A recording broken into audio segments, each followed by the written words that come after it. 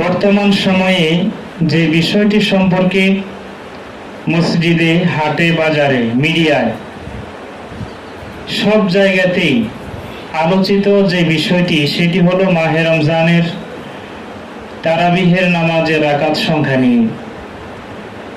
যে তারাবির নামাজ 8 রাকাত নাকি 20 রাকাত। তো আমরা এই বিষয়ে কোরআন সুন্নাহ থেকে এবং ফিকহের কিতাব, পূর্ববর্তী সালফে সালেহিনদের আমল, বিশেষ করে রাসূল পাক সাল্লাল্লাহু আলাইহি ওয়াসাল্লামের ইন্তেকাল পরবর্তী সময় থেকে সাহাবায়ে কেরাম, তাবেঈন এবং আহলে মক্কা, আহলে মদিনা তাদের আমল কি ছিল সে বিষয়ে সংক্ষিপ্ত পরিসরে 2-4টি কথা বলার প্রয়াস পাবো। আমা তৌফিক ইল্লা বিল্লাহ। সম্মানিত সুধী, পবিত্র মাহে রমজানুল মুবারক অত্যন্ত মোবারকময় একটি মাস, যেই মাসে আল্লাহ পাক রব্বুল আলামিন রহমত, মাগফিরাত, নাজাত এবং যে মাসটিকে রাসূলুল্লাহ সাল্লাল্লাহু আলাইহি ওয়াসাল্লাম শাহরুস সাবর, শাহরুল মুআসাত হিসেবে অভিহিত করেছেন। এবং এই মাসের দিনের বেলায় রোজা রাখা উম্মতে মুহাম্মাদীদের জন্য ফরজ করা হয়েছে। আর রাসূল পাক সাল্লাল্লাহু আলাইহি ওয়াসাল্লাম বলেছেন, ও কিয়ামা লাইলিহি তাতাওয়া, যে মাহে রমজানের রাত্রি বেলায় নামাজ আদায় করা, কিয়ামুল লাইল করা, এটা ফরজ বিধান নয়, তবে এটা সওয়াবের কাজ এবং শরীয়তের দৃষ্টিকোণ থেকে এটার বিধান কোন পর্যায়ের। কিয়ামুল লাইল তথা দুইটি দিক, একটি যদি রমজান ছাড়া হয় তাহলে কিয়ামুল লাইল দ্বারা আমরা সালাতুত তাহাজ্জুদ উদ্দেশ্য করি, আর স্বাভাবিকভাবে কিয়ামে রমাদান তথা রমজান মাসের রাত্রি বেলায় নামাজ আদায় দ্বারা আমরা সালাতুত তারাবিহ বুঝি। তাহলে সালাতুত তারাবিহের বিধান কি? এটা কি ফরজ নাকি ওয়াজিব, না সুন্নতে মুআক্কাদা, না নফল, না মুস্তাহাব? এই বিষয়ে আমরা তাত্ত্বিক আলোচনা করার প্রয়াস পাবো। আমা তৌফিক ইল্লা বিল্লাহ। সম্মানিত সুধীবৃন্দ, যে আল্লাহ পাক রব্বুল আলামিন মানুষের জন্য, বিশেষ করে উম্মতে মুহাম্মাদীদের জন্য পৃথিবীর মধ্যে এমন কতিপয় দিবস, এমন কতিপয় রজনী এবং এমন কতিপয় ইবাদত রেখেছেন যেগুলোর মাধ্যমে বান্দার 1000 বছরের সওয়াবের অবস্থান, 1000 বছরের ইবাদত করার যে অবস্থানটা, সেটা অল্প সময় ইবাদতের মাধ্যমেই দিয়ে দিবেন। বলেন না সুবহানাল্লাহ। তো আমরা যে বিষয়ে কথা বলতে চাই সেটি হলো রাসূল পাক সাল্লাল্লাহু আলাইহি ওয়াসাল্লাম বলেন, মান কামা রমাদানা ঈমানা ওয়া ইহতিসাবান গুফিরা লাহু মা তাকদ্দামা মিন যামবিহি। যে ব্যক্তি রমজান মাসে রাত্রি বেলায় নামাজ আদায় করবে ঈমান এবং সওয়াবের আশায়, আল্লাহ পাক রব্বুল আলামিন তার পূর্ববর্তী গুনাহসমূহ মাফ করে দিবেন। তো সালাতুত তারাবিহ এই বিষয়টি যদি আমরা পর্যালোচনা করি, তাহলে প্রথমে আমাদের আলোচনা করা প্রয়োজন যে রাসূল পাক সাল্লাল্লাহু আলাইহি ওয়াসাল্লাম থেকে তারাবিহের নামাজ, এটার সুবুত কিংবা কোনো প্রমাণ আছে কিনা। সম্মানিত সুধীবৃন্দ, এই বিষয়টাকে যদি আমরা পর্যালোচনায় আনি তাহলে দেখতে পাবো যে বিষয়টি দুইটি দিক থেকে প্রমাণিত যদি হয়, তাহলে এর প্রমাণ অথবা এটা প্রামাণ্যতা আমাদের নিকট সুস্পষ্ট হবে। একটি হলো রাসূল পাক সাল্লাল্লাহু আলাইহি ওয়াসাল্লামের সাহাবায়ে কেরামদের প্রত্যক্ষদর্শী কথার দ্বারা, আরেকটি হলো রাসূল পাক সাল্লাল্লাহু আলাইহি ওয়াসাল্লামের সাহাবায়ে কেরামদের আমল দ্বারা। সম্মানিত সুধীবৃন্দ, যে রাসূল পাক সাল্লাল্লাহু আলাইহি ওয়াসাল্লামের এই আমলটা প্রত্যক্ষদর্শী ছিলেন সাহাবায়ে কেরাম। কে ছিলেন? সাহাবায়ে কেরাম। যে রাসূলুল্লাহ তারাবির নামাজ কত রাকাত পড়েছেন কিনা, এটা আমাদের নিকট এসেছে বা কিংবা সংবাদের মাধ্যমে যে আমরা জানতে পেরেছি, এটা এসেছে সাহাবায়ে কেরামের মাধ্যমে। কাদের মাধ্যমে? সাহাবায়ে কেরামের মাধ্যমে। তো সাহাবায়ে কেরামদের থেকে এই ব্যাপারে আমরা যেটা পাই সেটি হলো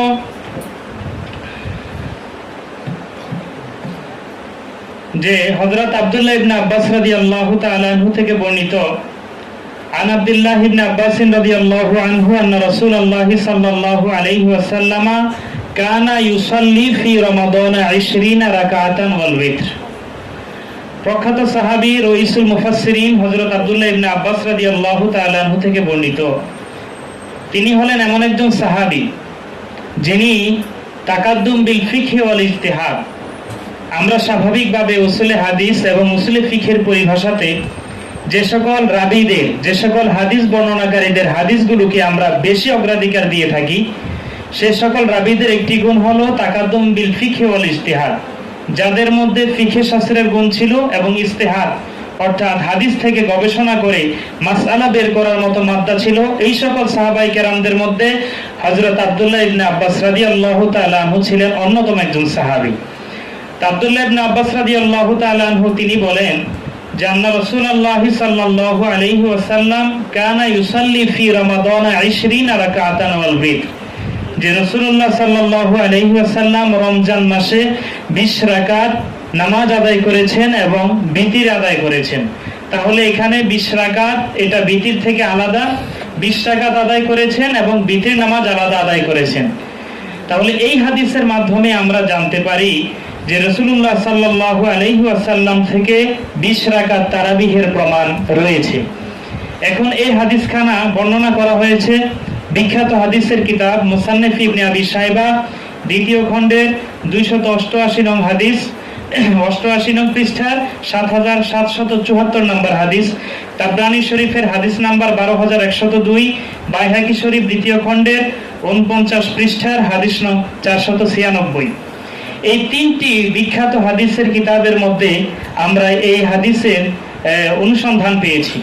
এখন আমরা সেই হাদিসের মান কতটুকু, যেহেতু বর্তমান সিচুয়েশনে যখনই আমরা কোনো হাদিস বর্ণনা করি তখন এই শ্রোতাদের নিকট বারবার ঘুরপাক খায় যে হাদিসের মান কি, হাদিসটা সহিহ কিনা, হাদিসটা সহিহ নাকি দঈফ, হাদিসটা মাকবুল নাকি মারদুদ, হাদিসটা কি তাফারুদ পর্যায়ের খবরে ওয়াহিদ নাকি খবরে মাশহুর নাকি খবরে আজিজ। এগুলো নিয়ে বর্তমান শ্রোতা, বিশেষ করে আপামর জনতা, এখন সবাই সহিহ দঈফের যে একটা দ্বন্দ্ব শুরু হয়েছে আমাদের সমাজে, এখন হাদিস বললেই মানুষ জিজ্ঞাসা করে হাদিসটা সহিহ কিনা। সম্মানিত সুধী, এই হাদিসের আগে আমরা মান যাচাই করব, তারপরে এই হাদিসের মান হিসাবে কোন হাদিস গ্রহণযোগ্য হবে আমলের ক্ষেত্রে এবং কোন হাদিস আমলযোগ্য হবে না সেই নিয়ে আমরা সামান্য পরিমাণে আলোচনা করব ইনশাআল্লাহ। যে হাদিসের যে রাবী আছে এ সকল রাবীরাই সিকা। সিকা বলা হয় উসুলে হাদিসের পরিভাষায় নির্ভরযোগ্য রাবী যারা তাদেরকে, যাদের মধ্যে 4টি গুণ রয়েছে। যে হাদিসের রাবী বর্ণনাকারীর মধ্যে ওই হাদিসের রাবীকে সিকা বলা হয়। তার মধ্যে 4টি গুণ হলো আকল, যত, আদালত, ইসলাম। তার পরিপূর্ণ জ্ঞান বিবেক থাকতে হবে, যত স্মরণ শক্তি থাকতে হবে, আয়ত্ত শক্তি থাকতে হবে, আদালত ন্যায়পরায়ণতা তার মধ্যে সঠিকভাবে থাকতে হবে এবং সেই ব্যক্তি ব্যক্তিত্বহীন, মুরুওয়াতবিহীন হতে পারবে না। চতুর্থ নাম্বার হলো সেই ব্যক্তি অবশ্যই মুসলিম হতে হবে। সুতরাং কোন অমুসলিম ব্যক্তি যদি, যে রাসূল পাকের সময়ে ছিল কিন্তু আল্লাহর নবীর প্রতি ঈমান আনে নাই, সাহাবায়ে কেরামদের থেকে কিংবা রাসূলুল্লাহর কাছ থেকে যদি সে কোনো হাদিস শ্রবণ করে বর্ণনা করে, তাহলে তার হাদিসটা ইসলামী শরীয়তে গ্রহণযোগ্য হবে না। তো সেকা রাবীর ক্ষেত্রে 4টা গুণ যদি আমরা পাই তাহলে সেই নির্ভরযোগ্য রাবী হাদিসের উসুল হাদিসের পরিভাষায়। তাহলে এই হাদিসের যত রাবী আছে সকলেই সেকা, তবে একজন রাবী যে আবু শাইবা, এই হাদিসের একজন রাবী যিনি হলেন আবু বকর ইবনে আবি শাইবা, তাহার দাদা, ওনার ব্যাপারে কতিপয় মুহাদ্দিসিনে কেরামকে লোকাল করেছেন যে উনি তার যত শক্তি তথা আয়ত্ত শক্তির মধ্যে কিছুটা দুর্বলতা ছিল। এখন আসেন আমরা দেখব যে হাদিস শাস্ত্রে আবু শাইবা উনি কোন স্তরের রাবী। এটা যদি আমরা একটু আলোচনা করতে যাই তাহলে দেখব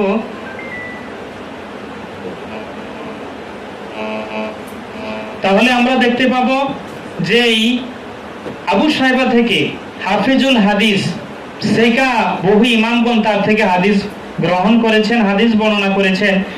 যেমন এই সকল রাবীদের মধ্যে ইমাম শুবা, বিশেষ করে মুহাদ্দিসিন কিরাম যারা আছেন, যারা আপনারা দাওরায়ে হাদিসের কিতাব অধ্যয়ন করেছেন, আপনারা জানেন হযরত শুবা অত্যন্ত মাহের একজন সেকা একজন রাবী, প্রখ্যাত মুহাদ্দিস। এই শুবা তিনি আবু শাইবা থেকে হাদিস রিওয়ায়াত করেছেন। দ্বিতীয়ত ইয়াজিদ ইবনে হারুন, আপনি যদি ইমাম আবু হানিফা রাহমাতুল্লাহি আলাইহির ছাত্রদের ব্যাপারে পর্যালোচনা করেন, অথবা তার ওস্তাদদের ব্যাপারে, তাহলে দেখতে পারবেন যে ইয়াজিদ ইবনে হারুনের অবস্থান মুহাদ্দিসদের মধ্যে কতটুকু, অর্থাৎ তিনিও একজন শীর্ষস্থানীয় মুহাদ্দিস ছিলেন। বিশেষ করে তিরমিজি শরীফের মধ্যে ইয়াজিদ ইবনে হারুনের যথেষ্ট পরিমাণ রওয়ায়াত আছে এবং তিনি একজন সিকা রাবী ছিলেন। তৃতীয়ত, এই আবু সাইবা থেকে হাদিস রওয়ায়াত করেছেন আলী ইবনুল জাদ, উনিও তিরমিজি শরীফের একজন প্রখ্যাত মুহাদ্দিস, এবং আবু দাউদ, নাসাই, ইবনে মাজাহ শরীফেও ওনার অসংখ্য অগণিত রওয়ায়াত রয়েছে। তাহলে আমরা দেখতে পারলাম যে এই তিনজন প্রখ্যাত মুহাদ্দিস, এমনকি ইমাম তিরমিজি রহমতুল্লাহ আলাইহি, ইমাম ইবনে মাজাহ রহমতুল্লাহ আলাইহি সহ অসংখ্য অগণিত মুহাদ্দিসগণ এই আবু সাইবা থেকে তারা হাদিস গ্রহণ করেছেন। এখন এই ব্যক্তির সম্পর্কে, আবু সাইবার সম্পর্কে শুধুমাত্র ইমাম বাইহাকি রহমতুল্লাহ আলাইহি তাকে বলেছেন যে উনি যে হাদিসটা রওয়ায়াত করেছেন এই হাদিসটা দঈফ। কি বলেছেন?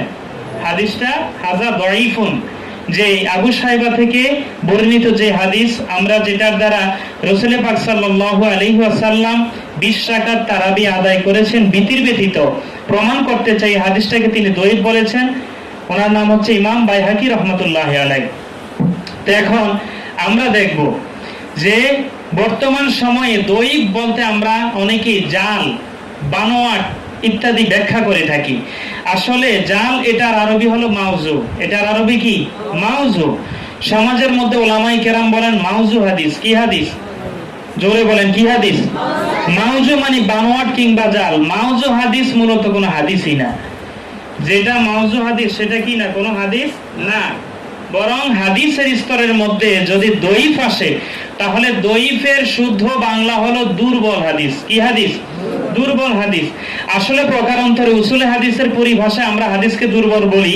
আসলে হাদিস দুর্বল নয়, বরং হাদিসের দুর্বলতা, দফত আসে রাবি বর্ণনাকারীর দুর্বলতার কারণে।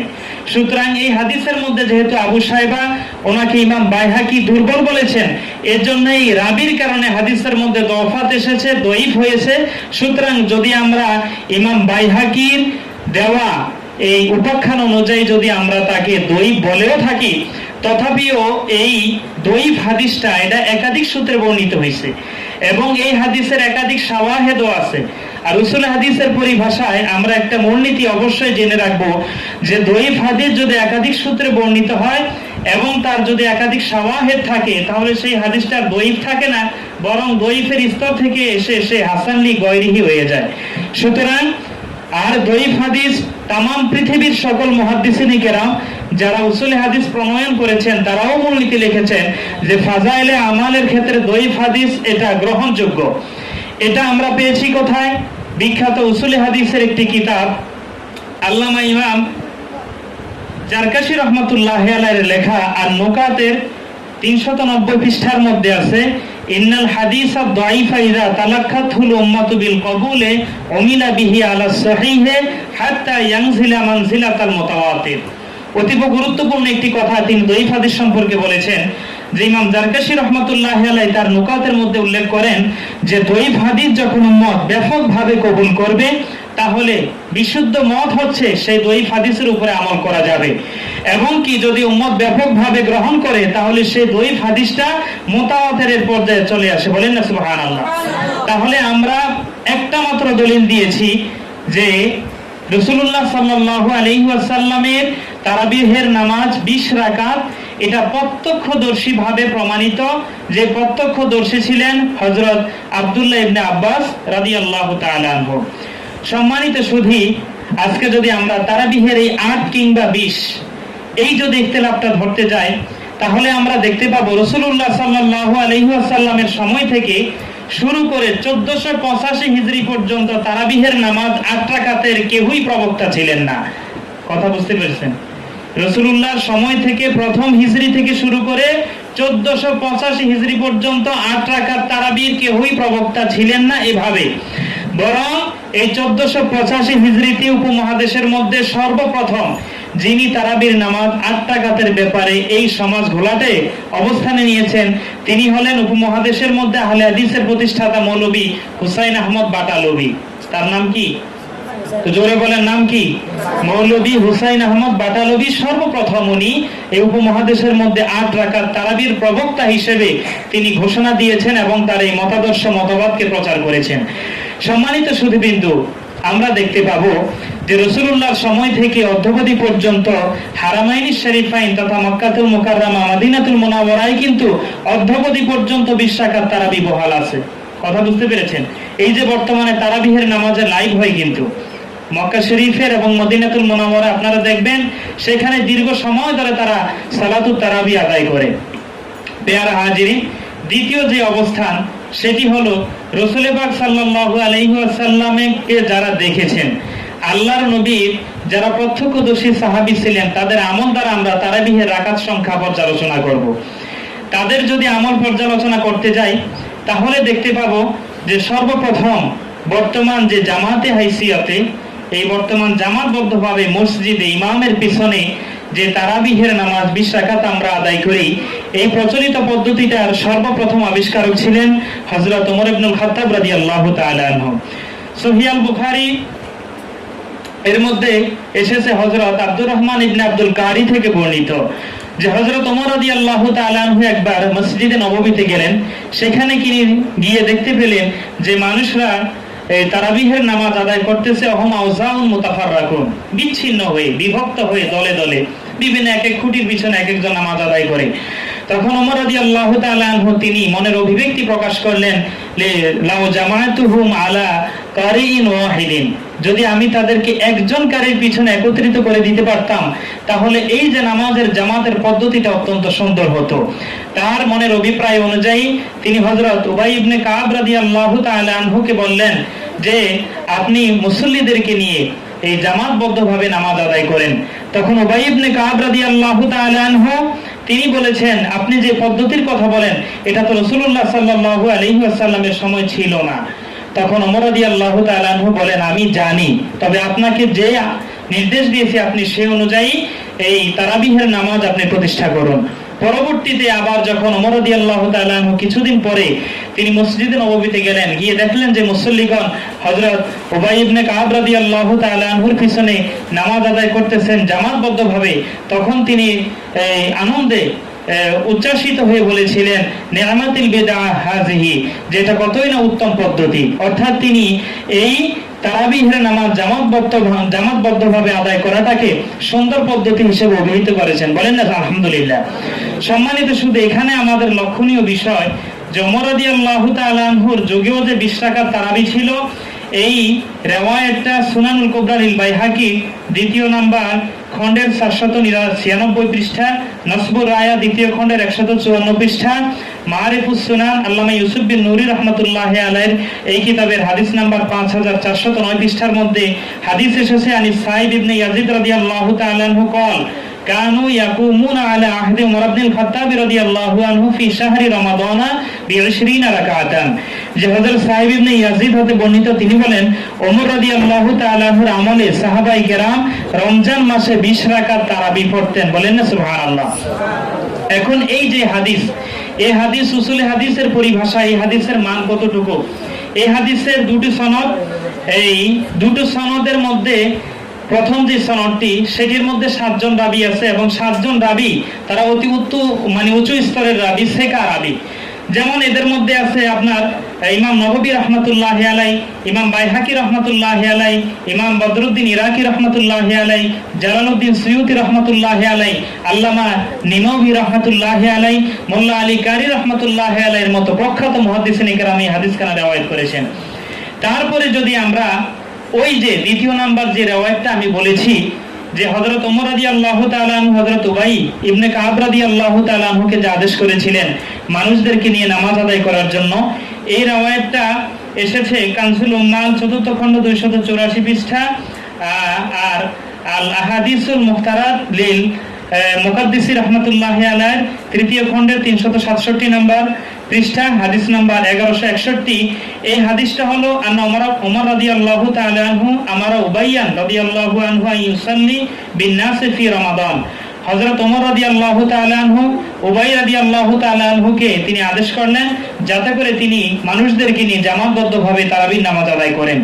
ফাকালা, তখন ওমর রাদিয়াল্লাহু তাআলা আনহু বলেছেন, ইন্নান নাসা ইয়াসুমুন আন-নাহার যে মানুষগণ দিনের বেলায় রোজা রাখে ওয়ালা ইউহসিনুনা আইয়াকরাউ, যার কারণে রাত্রি বেলায় তারা সুন্দরভাবে কেরাত পড়তে পারে না।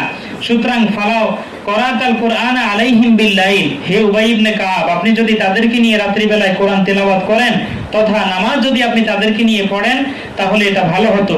ফাকাল, এখন উবাই ইবনে কাব রাদিয়াল্লাহু তাআলা আনহু বলেন, ইয়া আমিরুল মুমিনিন, হে আমিরুল মুমিনিন, হাযা শাইউন লাম ইয়াকুন, আপনি যে পদ্ধতিটা বলছেন এটা তো রাসূলুল্লাহর যুগে ছিল না, এবং হযরত সিদ্দিক আকবর রাদিয়াল্লাহু তাআলা আনহুর সময় পদ্ধতি ছিল না। ফাকালা, ওমর রাদিয়াল্লাহু তাআলা আনহু বলেন, কদ আলিমতু, আমি জানি ছিল না, তথাপিও ওয়ালাকিন্নাহু আহসান, এই পদ্ধতিটা সুন্দর। বলেন না সুবহানাল্লাহ। ফাসাল্লা বিহিম 20 রাকাতান, আমাদের আজকের মাউজা ইস্তেশহাদ হলো এই হাদিসের মধ্যে যে ফাসাল্লা বিহিম 20 রাকাতান, যে উবাই ইবনে কাব রাদিয়াল্লাহু তাআলা আনহু সাহাবায়ে কেরামদেরকে নিয়ে 20 রাকাত নামাজ আদায় করেছেন। কত রাকাত? 20 রাকাত। কথা বলেন, কত রাকাত? 20 রাকাত। এই হাদিসের মধ্যে আমাদের দুইটা পয়েন্ট কোট করবেন। পয়েন্ট আউট হলো দুইটা পয়েন্ট।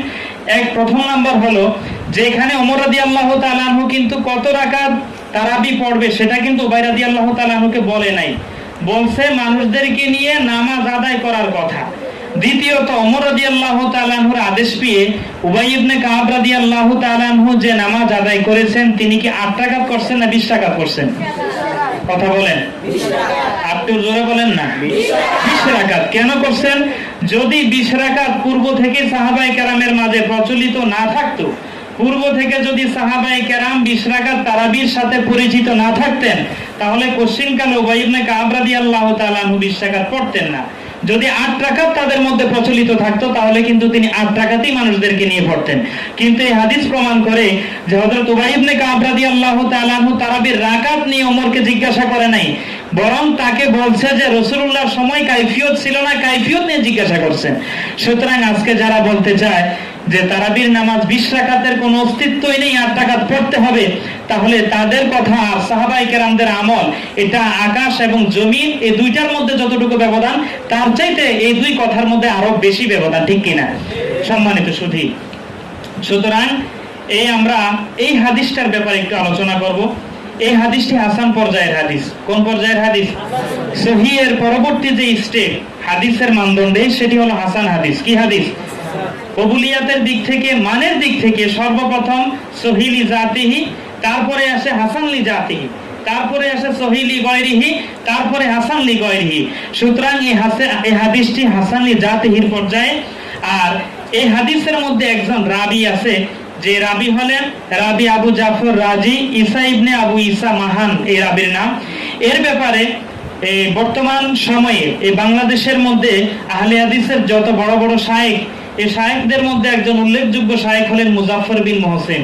নাম কি? কথা কন না, নামগুলি মুখস্থ রাখবেন। নাম কি তার? মুজাফফর বিন মুহসিন। তাহলে দেখেন, এই যে আহলে হাদিসরা বাংলাদেশের মধ্যে তাদের মতবাদ প্রচার করতেছে, এই মতবাদ নিজেদের প্রতিষ্ঠা করতে গিয়ে তারা বহু ক্ষেত্রে উসুলে হাদিসের পরিভাষার মিথ্যা তারা তর্জমা করেছে। আমি আপনাদেরকে একটা দৃষ্টান্ত দেব। তার মধ্যে একটি হলো যে হাদিসের রাবি আবু ঈসা মাহান সম্পর্কে আল্লামা যত বড় বড় ছিল মুহাদ্দিসিনে কেরাম ছিল, সকলেই তার ব্যাপারে বলেছেন যে উনি নির্ভরযোগ্য রাবি, এবং তাকে বলেছেন সলিহুল হাদিস, অর্থাৎ তার থেকে হাদিস গ্রহণ করা যাবে। সলিহুল হাদিস, কবিউল হাদিস, এগুলো হচ্ছে উসুল হাদিসের একটা পরিভাষা। রাবিদের যারা তাদিলের ক্ষেত্রে এগুলি ব্যবহার করা হয়। তাহলে এই মাহান সম্পর্কে বিশেষ করে আপনার প্রখ্যাত যতজন পূর্ববর্তী মুহাদ্দিস আছে, যেমন ইয়াহইয়া ইবনে মাইন, তারপরে ইবনে সাদ, আবু হাতেম রাজি, ইবনে আব্দুল বার, এই সকল প্রখ্যাত মুহাদ্দিসিনে কেরাম তারা এর সম্পর্কে বলেছেন সাদুকুন, সলিহুল হাদিস, সাদুকুন ইত্যাদি শব্দের দ্বারা তারা তাকে সম্বোধন করেছেন। অথচ এখানকার বর্তমান বাংলাদেশের একজন স্কলার, একজন শায়েখ মুজাফফর বিন মুহসিন, তিনি তারাবিহের রাকাত সংখ্যা এই বইয়ের 38 নং পৃষ্ঠার মধ্যে লিখেছেন, ইমাম আহমদ ও নাসাই রহমতুল্লাহ আলাইহি বলেন উক্ত রাবি নির্ভরযোগ্য নয়, অথচ তারা বলেছেন লাইসা বিল কবি। একটু লক্ষ্য করবেন যে রাবি সম্পর্কে ইমাম আহমদ এবং নাসাই রহমতুল্লাহ আলাইহি বলেছেন লাইসা বিল কবি, অর্থাৎ এই রাবি শক্তিশালী নয়, তার যত শক্তির মধ্যে কিছুটা ত্রুটি আছে। কিন্তু ইমাম আহমদ রহমতুল্লাহি আলাইহি পরবর্তীতে আবার বলেছেন, যদিও তিনি লাইসা বিল কওয়ি, কিন্তু সলিহুল হাদিস, তার আদালত এবং অন্যান্য দিক বিবেচনা করে তার হাদিসকে গ্রহণ করা যাবে, তার হাদিসকে কি করা যাবে? গ্রহণ করা যাবে। কিন্তু দেখা যায় এই প্রথমে যে লাইসা বিল কওয়ি, এটাকে পুঁজি করে নিয়ে এই মুজাফফর বিন মুহসিন তিনি বলেছেন যে এখানে এই ইয়ের কথা হলো, এই যে আবু ঈসা মাহান তিনি একজন দঈফ রাবী এবং তিনি জাল হাদিস বর্ণনাকারী, তার হাদিসটা গ্রহণ করা যাবে না। তাহলে দেখেন পূর্ববর্তী মুহাদ্দিসিনে কেরামের দৃষ্টিভঙ্গি কোথায়, আর বর্তমান শায়েখদের নিজেদের মতবাদ প্রতিষ্ঠা করার ক্ষেত্রে তারা বর্তমানে পূর্ববর্তী শাইখুল হাদিস যারা, তাদের দৃষ্টিভঙ্গিটাকেও তারা জলাঞ্জলি দিচ্ছেন। আজকে যদি আমরা এই উক্ত কারণগুলি বিবেচনা করি, তাহলে দেখতে পাবো সমাজের মধ্যে ফিতনার দ্বার উন্মুক্ত দিন দিন কিন্তু আরো বেশি পরিমাণে হচ্ছে। এর কারণ একটাই, আজকে সহিহ হাদিসের দোহাই দিয়ে আমাদের সমাজটা কেমন করে ফেলছে। আজকে রিক্সা ড্রাইভার বলেন, একজন মেকার বলেন, কিংবা একজন দর্জি বলেন, যাকে আপনি হাদিস শোনাবেন সেই বলে হাদিসটা সহিহ কিনা, হাদিসটা সহিহ কিনা। আসলে সহিহ হাদিস কাকে বলে? আমরা যদি এই জিনিস পর্যালোচনা করতে যাই, তাহলে যে বলে যে হাদিসটা সহিহ কিনা, সে কিন্তু তার বাপের 14 গোষ্ঠীর জীবনে সহিহ হাদিসের সংজ্ঞা জানে না। শুনছে ওই শাহেকরা ঘোমটা মুখে দিয়ে, লাল রুমাল মাথায় দিয়ে মিডিয়ার মধ্যে বলে যে এটা সহিহ না। নাসিরউদ্দিন আলবানী রহমতুল্লাহি আলাইহি হাদিসটাকে সহিহ বলেন নাই, দঈফ বলেছেন। তাহলে সর্বপ্রথম একটা জিনিস আপনারা কোট করবেন যে পৃথিবীর মধ্যে যারা তাদের ইমাম শুধুমাত্র নাসিরউদ্দিন আলবানী না, ওনার পূর্বে বহু ইমাম ছিলেন যারা উসুলে হাদিসের উপরে যারা তাদের ইমাম ছিলেন। নাসিরউদ্দিন আলবানীকে তারা আইকন মনে করেন, আবার ইবনে তাইমিয়াকে তারা আইকন মনে করেন, অথচ ইবনে তাইমিয়া তার ফাতোয়া কোবরা এবং মাজমুআতুল ফাতোয়ার মধ্যে তারাবির নামাজ 20 রাকাতের অভিমত দিয়েছেন। তারপরে আমরা যদি পর্যালোচনা করি যে ভারতীয় উপমহাদেশের মধ্যে সবচাইতে বেশি হাদিস বিশারদ কে, শাহ ওলিউল্লাহ মুহাদ্দিস দেহলভী রাহমাতুল্লাহি আলাইহি, আব্দুল হক মুহাদ্দিস দেহলভী রাহমাতুল্লাহি আলাইহি, এই সকল মুহাদ্দিসিনে কেরাম তারা জীবনে 20 রাকাত তারাবির প্রবক্তা ছিলেন এবং 20 রাকাত তারাবি তারা আদায় করেছেন। সম্মানিত সুধীবৃন্দু, এই তারাবির নামাজের রাকাত সংখ্যাটাকে যদি আমরা ফিকহের কিতাবের মধ্যেও তালাশ করি, তাহলে 8 রাকাত তারাবির কথা কোথাও নেই। সময় সংক্ষিপ্ত আমি বলতে চাই না, শুধুমাত্র আমি আজকে এখানে 6টা ফতোয়ার কিতাব থেকে কোট করে এনেছি। তার মধ্যে সবচেয়ে কাছাকাছি ফতোয়ার কিতাব যেটা, সেটা হেদায়া কিতাব। কি কিতাব? কথা বলেন, কি কিতাব? আপনাদের মাদ্রাসার দর্সি কিতাবের মধ্যে প্রথমে আপনারা ফিকহুল মুয়াসসার পড়েন, তারপরে কুদুরি পড়েন, তারপরে শরহে বেকায়া, তারপরে হিদায়া। এই হিদায়া কিতাবের মধ্যে এখানে স্পষ্টভাবে সালাতুত তারাবিহের নামকরণ, সালাতুত তারাবিহের ইতিহাস এবং সালাতুত তারাবির বিধান যে সুন্নাতে মুআক্কাদা, এটা স্পষ্টভাবে লেখা আছে। এবং তারাবির নামাজ যে হানাফি মাযহাবে 20 রাকাত, তাও স্পষ্ট লেখা আছে।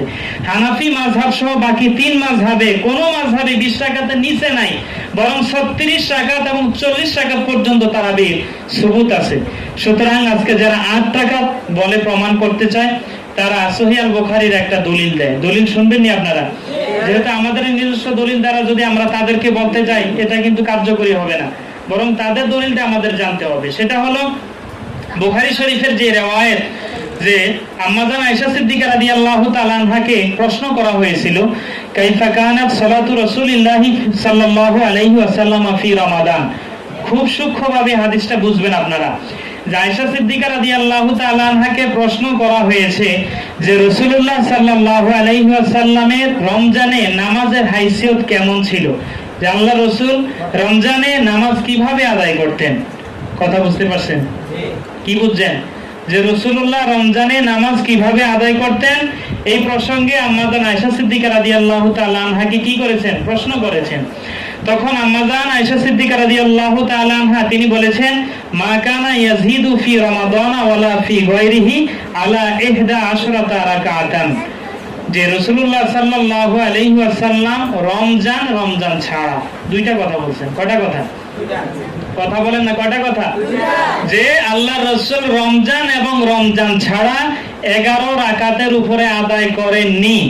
তাহলে প্রশ্নকর্তা তিনি বলেছেন রাসূলুল্লাহ রমজানে নামাজ কেমন ছিল, সেখানে কিন্তু তিনি তাহাজ্জুদ কিংবা তারাবি কোনটার নাম উল্লেখ করেন নাই। করছেন নাই? কথা বল না, করছেন? বলছে রাসূলুল্লাহ রমজানে নামাজটা কেমন ছিল। তাহলে প্রশ্নকারীর প্রশ্নের মুআফিক জবাবটা আয়েশা সিদ্দিকা রাদিয়াল্লাহু তাআলা আনহা দেন নাই, যদি আয়েশা সিদ্দিকা রাদিয়াল্লাহু তাআলা আনহা বলতেন যে রাসূলুল্লাহ রমজান মাসেই তিনি 11 রাকাত নামাজ আদায় করতেন, তাহলে এর দ্বারা প্রমাণ পেত যে তারাবি 8 রাকাত আর বিতির 3 রাকাত 11 রাকাত। কিন্তু তিনি বলেছেন রমজান এবং রমজান ছাড়া, অর্থাৎ রমজানেও যেমন রাসূলুল্লাহ 11 রাকাত নামাজ আদায় করতেন, রমজানের বাহিরেও তিনি 11 রাকাত নামাজ আদায় করতেন। কথা বুঝতে পারছেন? এই হাদিসটা কোথায় আছে? এই হাদিস আছে সহিহ আল বুখারী প্রথম খণ্ডের 154 পৃষ্ঠা, সহিহ মুসলিম প্রথম খণ্ডের 254 পৃষ্ঠার মধ্যে হাদিস আছে। এখন আসেন, এই হাদিস বুঝতে হলে এখানে বড় একবার স্কলার কিংবা ম্যাগনেট হওয়ার প্রয়োজন নেই, বরং যার মাথার মধ্যে কিছু গিলু আছে, যার আকলে সালিম আছে, সেই বুঝবে। আমি আপনাদেরকে 4টা লজিক দেব হাদিস থেকে। প্রথম নাম্বার লজিক হলো যে তারাবিহের নামাজের বিধান এটা কি রমজানে না রমজানের বাহিরে? কথা জোরে কোন? রমজানের বাহিরে। সুতরাং এই হাদিসের দ্বারা যারা 8 রাকাত তারাবি প্রমাণ করতে চায়, তাহলে তাদের উচিত শুধুমাত্র রমজান নয়, বরং বাকি 11 মাসও তারাবি নামাজ আদায় করা। কেননা রাসূলুল্লাহ সাল্লাল্লাহু আলাইহি সাল্লামের নামাজের রূপরেখা আয়েশা সিদ্দিকা রাদিয়াল্লাহু তাআলা আনহা বলেছেন, আল্লাহর নবী রমজান এবং রমজান ছাড়া, অর্থাৎ রমজানও যেমন 11 রাকাত পড়তেন, রমজানের বাহিরেও 11 রাকাত পড়তেন। তাহলে যারা 8 রাকাতের প্রবক্তা, তাদেরকে বলবেন যে আপনারা রমজানে যেমন 8 রাকাত তারাবি পড়বেন, অনুরূপভাবে বাকি 11 মাসেও আপনারা তারাবির নামাজ আদায় করবেন। কথা বুঝতে পারছেন? দ্বিতীয় নাম্বার লজিক হলো যে বর্তমানে যারা 8 রাকাতের পক্ষপাতী, যারা 8 রাকাত তারাবি বলতে চায়, এরা কিন্তু বিতির 1 রাকাত মানে। কয় রাকাত? কথা বলেন, কয় রাকাত মানে? 1 রাকাত মানে। তাদের মতে বিতির 1 রাকাত। যেহেতু অনেকগুলো হাদিসের মধ্যে আছে রাসূলুল্লাহ সাল্লাল্লাহু আলাইহি ওয়াসাল্লাম তিনি বিতির করেছেন 1 রাকাতের দ্বারা। আউতিরু বিওয়াহিদাতিন হাদিসের মধ্যে আছে যে তোমরা রাত্রি বেলা নামাজ আদায় করে কিয়ামুল লাইল করো, যে সালাতুল লাইলি মাসনা ও মাসনা। এভাবে অনেক riwayat আছে যে রাত্রি বেলা নামাজ 2 রাকাত করে নামাজ আদায় করতে থাকবে। যখন তোমরা সুবহে সাদিকের আশঙ্কা করবে, তখন তোমরা আউতিরু বিওয়াহিদা 1 রাকাতের দ্বারা বিতির করো। যার কারণে তারা শুধুমাত্র 1 রাকাত বিতিরের প্রবক্তা। সুতরাং যদি তাদের কথা মতো বিতির 1 রাকাত হয়, তাহলে এই হাদিসের দ্বারা 8 রাকাতের প্রমাণ তারা কোনোদিনও দিতে পারবে না, বরং এখানে 10 রাকাত তারাবি বলতে হবে। কথা বুঝতে পারছেন আপনারা? যেহেতু তাদের মতে বিতির কয় রাকাত? 1 রাকাত। কত রাকাত? 1 রাকাত। তাহলে 11 থেকে 1 বাদ দিলে কত থাকে? না, এখানে অঙ্ক কষতে হবে যে 11 থেকে 1 বাদ দিলে আহলে হাদিসের মতে অঙ্ক থাকে 8। কত থাকে? কথা বলেন, কত থাকে? এটা কোনো পাগলেও বুঝবে না। যেটা পাগল সেও বলবে যে 11 থেকে 1 বাদ দিলে 10 থাকে। সুতরাং যদি তারাবি হয় তাদের এই দলিল দ্বারা, তাহলে তারাবি হবে 10 রাকাত, বিতির হবে 1 রাকাত। কিন্তু এই হাদিসের ক্ষেত্রে তারা বলে বিতির 8 রাকাত পড়ছেন, তারাবি মানে বিতির 3 রাকাত পড়ছেন আর তারাবি 8 রাকাত পড়ছেন। তাহলে দেখেন এগুলি কেমন গাধা হইতে পারে, যে গাধা পানি ঘোলায় খায়, পরিষ্কার কিন্তু খায় না। দ্বিতীয় নাম্বার অবস্থানে যদি আসি এই দলিলের, যে হযরত ওমর রাদিয়াল্লাহু তাআলা আনহু তিনি যে হযরত উবাই ইবনে কাব রাদিয়াল্লাহু তাআলা আনহুর পিছনে মানুষদেরকে রমজানে 20 রাকাত তারাবির যে জামাতবদ্ধতা দিয়েছেন, এটা কোথায় ছিল? মসজিদে নববীতে না? জোরে বলেন না, কোন মসজিদে? মসজিদে নববীতে।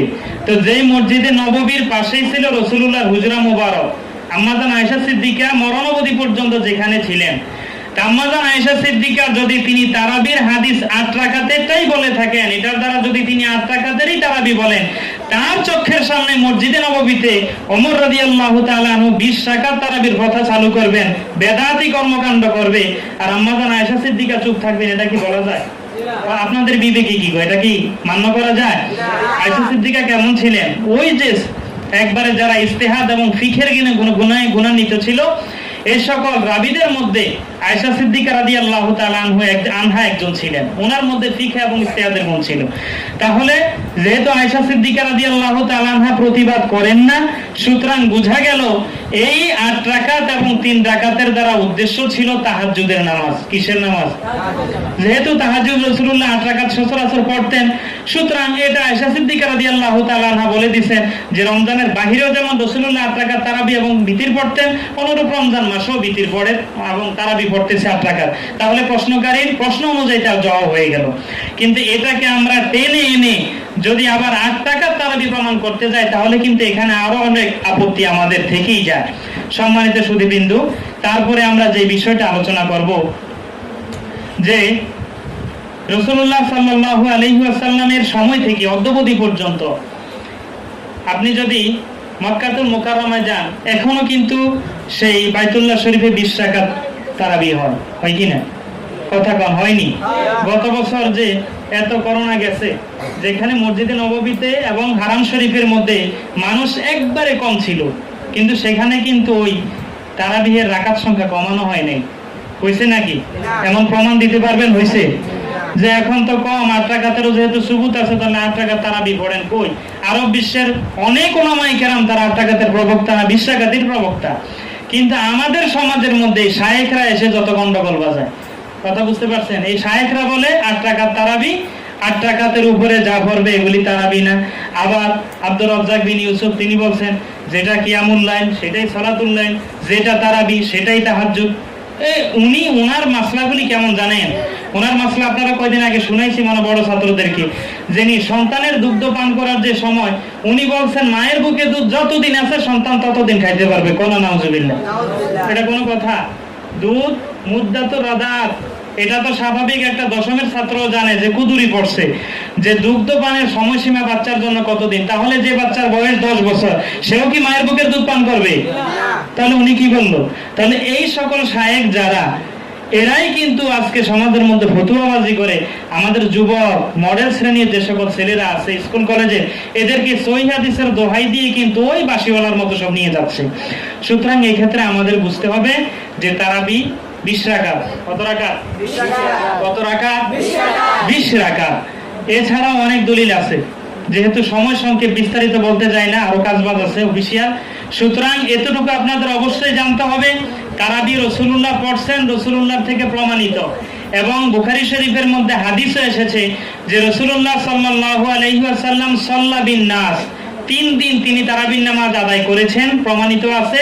তার মধ্যে প্রথম দিন মানুষদেরকে নিয়ে নামাজ আদায় করেছেন, দ্বিতীয় দিন মানুষের সংখ্যা আরো বেড়ে গেছে, তৃতীয় দিন রাসূলুল্লাহ সাল্লাল্লাহু আলাইহি ওয়াসাল্লাম তিনি হুজরা শরীফের দরজাই খুলেন নাই।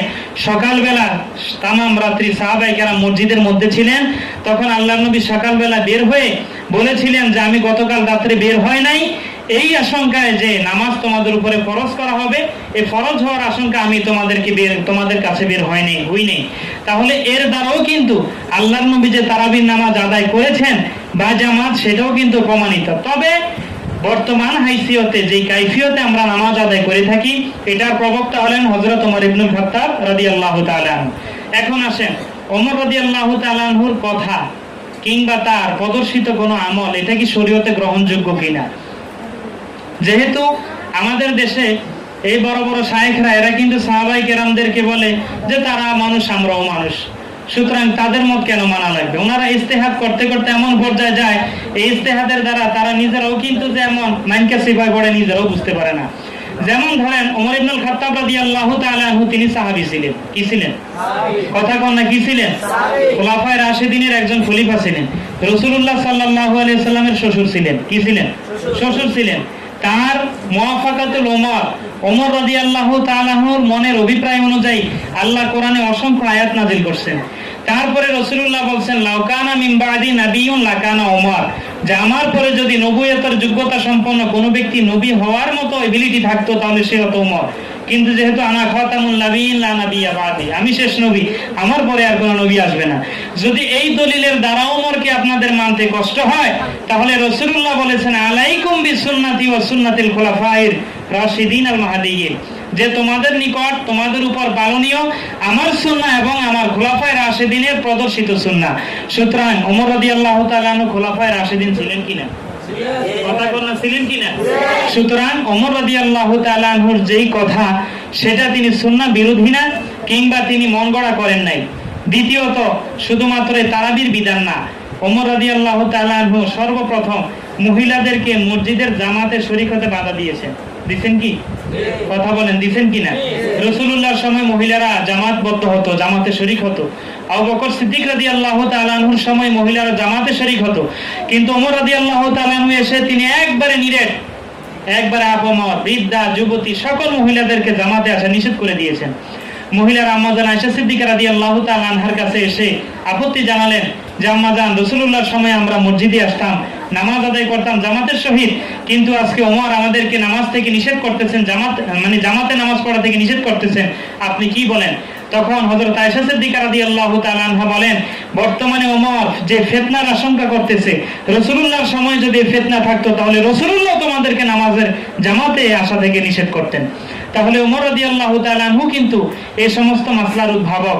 তাহলে আমরা আরেকটা লজিক জানবো যে যেই জিনিস, কোন জিনিস আবিষ্কার নতুন ভাবে হওয়া, এটা কিন্তু প্রমাণ হয় না যে কোনো অস্তিত্বই নাই। যেমন ভাবে ফিকহা, আমরা যে ফিকহা অথবা মাযহাবের অনুসারী, এই ফিকহাটা রাসূলুল্লাহর সময় ছিল কিনা? মাথাবারে ছিল না? কথা বলেন, ছিল না? হ্যাঁ, কি বল, রাসূলুল্লাহ সাহাবায়ে কেরামদের মধ্যে 139 জন ফকিহ সাহাবী ছিলেন। কতজন? সংখ্যা লিখে রাখেন। রাসূলুল্লাহর সাহাবী ছিল অসংখ্য, কিন্তু সাহাবায়ে কেরামদের মধ্যে ফিকহ এবং ইজতিহাদের গুণ সম্পন্ন ছিল 139 জন সাহাবী। এই সাহাবীরা যেমন কুফা নগরীতে একজন ছিল মুফতি, মদিনাতুল মুনাওয়ারায় মুফতি ছিল একজন, মক্কাতুল মুআজ্জামায় মুফতি ছিল একজন। ওই মুফতি যে মাসলা দিত, সেই মাসলার আলোকে অন্যান্য সাধারণ সাহাবায়ে কেরাম আমল করতেন, তাবেঈনগণ আমল করতেন। তাহলে এই ফিকহ এবং ইজতিহাদের গুণ সম্পন্ন 139 জন সাহাবী ছিলেন। তাহলে ফিকহার অস্তিত্ব ইমাম আবু হানিফা রাহমাতুল্লাহি আলাইহি মাযহাব প্রতিষ্ঠা করার দ্বারা যদি মাযহাব আবু হানিফা বানিয়ে থাকে, আর আবু হানিফা রাহমাতুল্লাহ মাযহাব যদি না মানা লাগে, তাহলে বর্তমান আমাদের কাছে যে হাদিসের কিতাব এসেছে বুখারী শরীফ মানা যাবে না। কারণ কি? কারণ কি জানেন? যে বুখারী শরীফ, ইমাম বুখারীর জন্ম কত? 296 হিজরি না 94 হিজরি? 194 হিজরি। ইমাম বুখারী রাহমাতুল্লাহ আলাইহির জন্ম কত? 194 হিজরি। তাহলে ধরেন আরো 20 বছর বাদ দিলাম জন্ম থেকে শুরু করে, 20 বছর পরে উনি হাদিস শাস্ত্রের কিতাব লিপিবদ্ধ করেছেন, ধরেন বুখারী শরীফ। কি শরীফ? বুখারী শরীফ। তাহলে 194 এর সাথে যদি 20 যোগ দেই তাহলে কত? 216 হিজরি। তাহলে 216 হিজরি। এই 216 হিজরির পূর্বে কি হাদিসের অস্তিত্ব পৃথিবীতে ছিল না? কথা কম, ছিল কিনা? যদি 216 হিজরির পূর্বে হাদিসের অস্তিত্ব পৃথিবীতে না থাকে, তাহলে তৎকালীন সাহাবায়ে কেরাম, তাবেঈন, তারা তাদের জীবন পরিচালনা কিভাবে করছেন? ছিল, তথা সাহাবায়ে কেরামদের মধ্যে হাদিসগুলো বিক্ষিপ্ত ছিল, এক একজনের নিকট এক এক হাদিস ছিল। যখন ওমর ইবনে আব্দুল আজিজ, সহিহ আল বুখারীর রওয়ায়াত কিন্তু, ওমর ইবনে আব্দুল আজিজ যখন তিনি শাসন ক্ষমতায় আসলেন, তখন তিনি আমর ইবনে হজমকে আদেশ করলেন যে পৃথিবীর বিভিন্ন প্রান্তে যেখানে রাসূলুল্লাহর হাদিস আছে, সেই হাদিসগুলোকে তুমি কি করো? সন্নিবেশ করো, সংকলিত করে একত্রিত করো। তাহলে রাসূলুল্লাহ সাল্লাল্লাহু আলাইহি সাল্লামের জন্মের পরেও হাদিস ছিল, বুখারী শরীফ প্রণয়নের পূর্বেও হাদিস ছিল। এখন কোন বোকায় যদি বলে যে ইমাম বুখারী হাদিসের কিতাব লেখার পরে হাদিস শাস্ত্রের অস্তিত্ব আসছে, তাহলে ওই বোকার মতো পৃথিবীর মধ্যে জাহেল মুরাক্কাব গায়রে মুফিদ নাই। সুতরাং ইমাম বুখারীর বুখারী শরীফ রচনার পূর্বেও যেমন হাদিসের অস্তিত্ব ছিল, ইমাম আবু হানিফা রাহমাতুল্লাহ আলাইহির হানাফি মাযহাব প্রতিষ্ঠা করার পূর্বেও ফিকহ ছিল। তাহলে ফিকহাটাকে আবু হানিফা রাহমাতুল্লাহ আলাইহি সন্নিবেশ করছেন, এটা সুরত দিয়েছেন, একটু সৌন্দর্যমণ্ডিত করেছেন। এজন্য উনি এটার উদ্ভাবক, কিন্তু তার অস্তিত্ব পূর্বে ছিল। পূর্বে যদি অস্তিত্ব না থাকতো তাহলে কিন্তু এটা নতুনত্ব হয়ে যেত, যেটাকে একবারে বর্তমানে বিদআত বলা হয়। বিদআত কাকে বলা হয়? বিদআত বলা হয় দিনের মধ্যে এমন কোন জিনিস তৈরি করা নতুন ভাবে, যেটার কোনো অস্তিত্ব, যেটার কোনো যোগ সাজেশ শরীয়তে মুহাম্মাদীর মধ্যে নাই। কথা বুঝতে পারছেন? যেমন আজকে যদি কোনো ব্যক্তি হঠাৎ করে কোনো মাসলা দেয় সমাজের মধ্যে, যে মাসলার সাথে ইসলামী শরীয়তের কোনো বিধিবিধানের কি নাই, সম্পর্ক নাই, মিল নাই, সম্পূর্ণ শরীয়ত বিরোধী, তাহলে সেটা হবে বিদআত। সেটা কি হবে? বিদআত। বিদআতের ক্ষেত্রেও দেখেন এখানে লক্ষণীয় বিষয়, যখন ওমর রাদিয়াল্লাহু তাআলা আনহু সকলকে মসজিদের মধ্যে একত্রিত করেছিলেন, তিনি ওই যে জামাতবদ্ধ সিনারিটা দেখে বলেছিলেন, নি'মাতিল বিদআতু হাযি, কতই না সুন্দর বেদাত। তাহলে এখানেও তো তিনি বেদাত প্রয়োগ করছেন। তাহলে বেদাত দ্বারা কি একবারে বেদাতে দলালাই উদ্দেশ্য? কথা বলেন না কেন? এখানে বেদাত দ্বারা নতুন পন্থা, কর্মপদ্ধতি, নীতি ইত্যাদি উদ্দেশ্য। তাহলে দেখা যায় বেদাতের ক্ষেত্রে দুইটা দিক। হাদিস শরীফের মধ্যে রয়েছে রাসূলুল্লাহ সাল্লাল্লাহু আলাইহি ওয়াসাল্লাম বলেছেন, মান আহাদাসা ফি আমরিনা হাযা লাইসা মিনহু ফাহুয়া রাদ্দুন, যে ব্যক্তি আমাদের এই দ্বীনের মধ্যে এমন কোন নতুন বিষয়ের আবিষ্কার করাবে যে জিনিসের কোনো অস্তিত্ব দ্বীনের মধ্যে নেই, তাহলে সেটা কি প্রত্যাখ্যাত, সেটা গ্রহণ করা যাবে না। আবার যদি দ্বীনের স্বার্থে কোনো জিনিস হয়, যেমন মান সান্না ফিল ইসলামে সুন্নাতান হাসানাতান। আবার হাদিস শরীফের মধ্যে এসেছে যে কোনো ব্যক্তি যদি দ্বীনের মধ্যে কোনো সুন্দর নীতি কিংবা তোমার পদ্ধতি আবিষ্কার করে, তাহলে ওই সুন্দর আবিষ্কার পদ্ধতির মাধ্যমে সেই ব্যক্তি সওয়াব পাবে এবং সে অনুযায়ী যারা আমল করে তারাও সওয়াব পাবে। সুতরাং দেখা যায় নতুনত্ব জিনিস হবে পৃথিবীর মধ্যে, বহু জিনিস আজকে আমাদের সামনে যা কিছু আছে এগুলোর অস্তিত্ব রাসূলুল্লাহর সময় ছিল না। ছিল নাকি? কথা কোন ছিল? বর্তমান যে মসজিদের মধ্যে বিভিন্ন রকমের প্রসাধনী লাগায় মানুষ, চাকচিক্যময় করে, টাইলস লাগায়, রাসূলুল্লাহর সময় টাইলস ছিল? জোরে কোন না ছিল? মাইক ছিল? মাইক, এই যে মাইকে কথা বলি ছিল? তাহলে এটা কি বেদাত? বেদাতে সাইয়্যা? তাহলে এটা তো ব্যবহার করা যাবে না। মাইক কেন ব্যবহার করেন? আজকে আপনারা যে মিডিয়া ব্যবহার করতেছেন, যে মিডিয়ার মাধ্যমে মানুষদেরকে অন্ধপথের দিকে আপনারা ধাবিত করতেছেন, এই মিডিয়াও কি রাসূলুল্লাহর সময় ছিল? কোনো অস্তিত্বই ছিল না, কিন্তু তারপরেও তো এটা ব্যবহার করা যাবে। এটাকে তো আমরা নাজায়েজ বলি না। এটা কি দ্বীনের সাথে সাংঘর্ষিক কোনো বিষয়? মাইক ব্যবহার করলে কি কোনো ফরজ তরক হয়? কথা কোন ওয়াজিব তরক হয় না কোনো সুন্নত তরক হয়? সুতরাং দ্বীনের সাথে সাংঘর্ষিক না হলে সেই বিষয়টাকে দ্বীনের মধ্যে যদি তার কোনো না কোনো সুবুত থাকে, কোনো খায়রিয়াত কল্যাণ থাকে, তাহলে সেটাকে দ্বীনের মধ্যে গ্রহণ করা যাবে। সম্মানিত সুধীবৃন্দ, সুতরাং আজকে আমাদেরকে একটু সজাগ হতে হবে। আমাদের দলিলের ব্যাপারে আমাদেরই শক্তিশালী মজবুত হতে হবে। যদি দলিলের ক্ষেত্রে আমরা নিজেরাই কারসুপি করি, যদি নিজেদের মধ্যে দুর্বলতা থাকে, তাহলে কিন্তু সমাজের মধ্যে আমাদের মতাদর্শকে প্রতিষ্ঠা করতে পারবো না। তাহলে আহলে হাদিসরা আজকে আমাদেরকে সমাজটাকে যেভাবে বিভ্রান্ত করতেছে, আমরা সহিহ হাদিসের কথা শুনলে যাতে করে আমরা একবারে ভটকে না যাই, বরং হাদিসের ইস্তেলাহ বহু আছে। মাকবুল হাদিসের মধ্যে কত হাদিস যে গ্রহণযোগ্য, আপনারা মুস্তালাহুল হাদিস পড়লে দেখবেন মাকবুল হাদিস শুধু সহিহ না, মাকবুলের মধ্যে খবরে ওয়াহিদ আছে, আজিজ আছে, গরীব আছে, দঈফ আছে, সবকিছু মাকবুলের মধ্যে আছে। মারদুদ হাদিস যদি সাজ হয়, যদি কোনো হাদিস মুআল্লাল হয়, যদি মুদরাজ হয়, তাহলে সেই হাদিসগুলো গ্রহণ করা যাবে না। কিন্তু যে হাদিস গ্রহণ করা যাবে, সেই ক্ষেত্রে আমাদেরকে শুধু সহিহ হাদিসের দোহাই দিয়ে যদি বসে থাকি, তাহলে কিন্তু শরীয়তের বহু জিনিস আমরা যেগুলো পালন করি সেগুলো কিন্তু পালনের ক্ষেত্রে ব্যাহত হবে। সুতরাং আমি আপনাদের উদাত্ত আহ্বান জানাবো যে বিশেষ করে ইখতিলাফি বিষয় যেগুলো, এগুলোর ক্ষেত্রে আপনারা সজাগ দৃষ্টি রাখবেন। আরো অত্যন্ত তাত্ত্বিক গুরুত্বপূর্ণ ভাবে এবং তথ্যভিত্তিক আলোচনা আপনারা সংগ্রহ করবেন ইনশাআল্লাহ। এবার রমজানেও যেহেতু আমরা আছি, ইখতিলাফি বিষয় বিশেষ করে উসুল হাদিসের উপরে আপনাদেরকে সম্যক ধারণা দেওয়া হবে এবং আপনাদের মাহে রমজানের ক্লাসগুলো কোন সিস্টেম হবে এটা রুটিন আপনাদের হাতে হাতে আগামীকালকে পৌঁছে যাবে, আসিফুজ্জাহ ইকরামদের হাতে আজকেই যাবে। আপনারা এই মাহে রমজানটাকে সময় লাগাবেন, কাজে লাগাবেন, এটাকে আপনারা অবহেলা করে কাটাবেন না এবং কোনো সময় কোনো মুহূর্ত যেন আপনার ইবাদতের বাহিরে না যায়।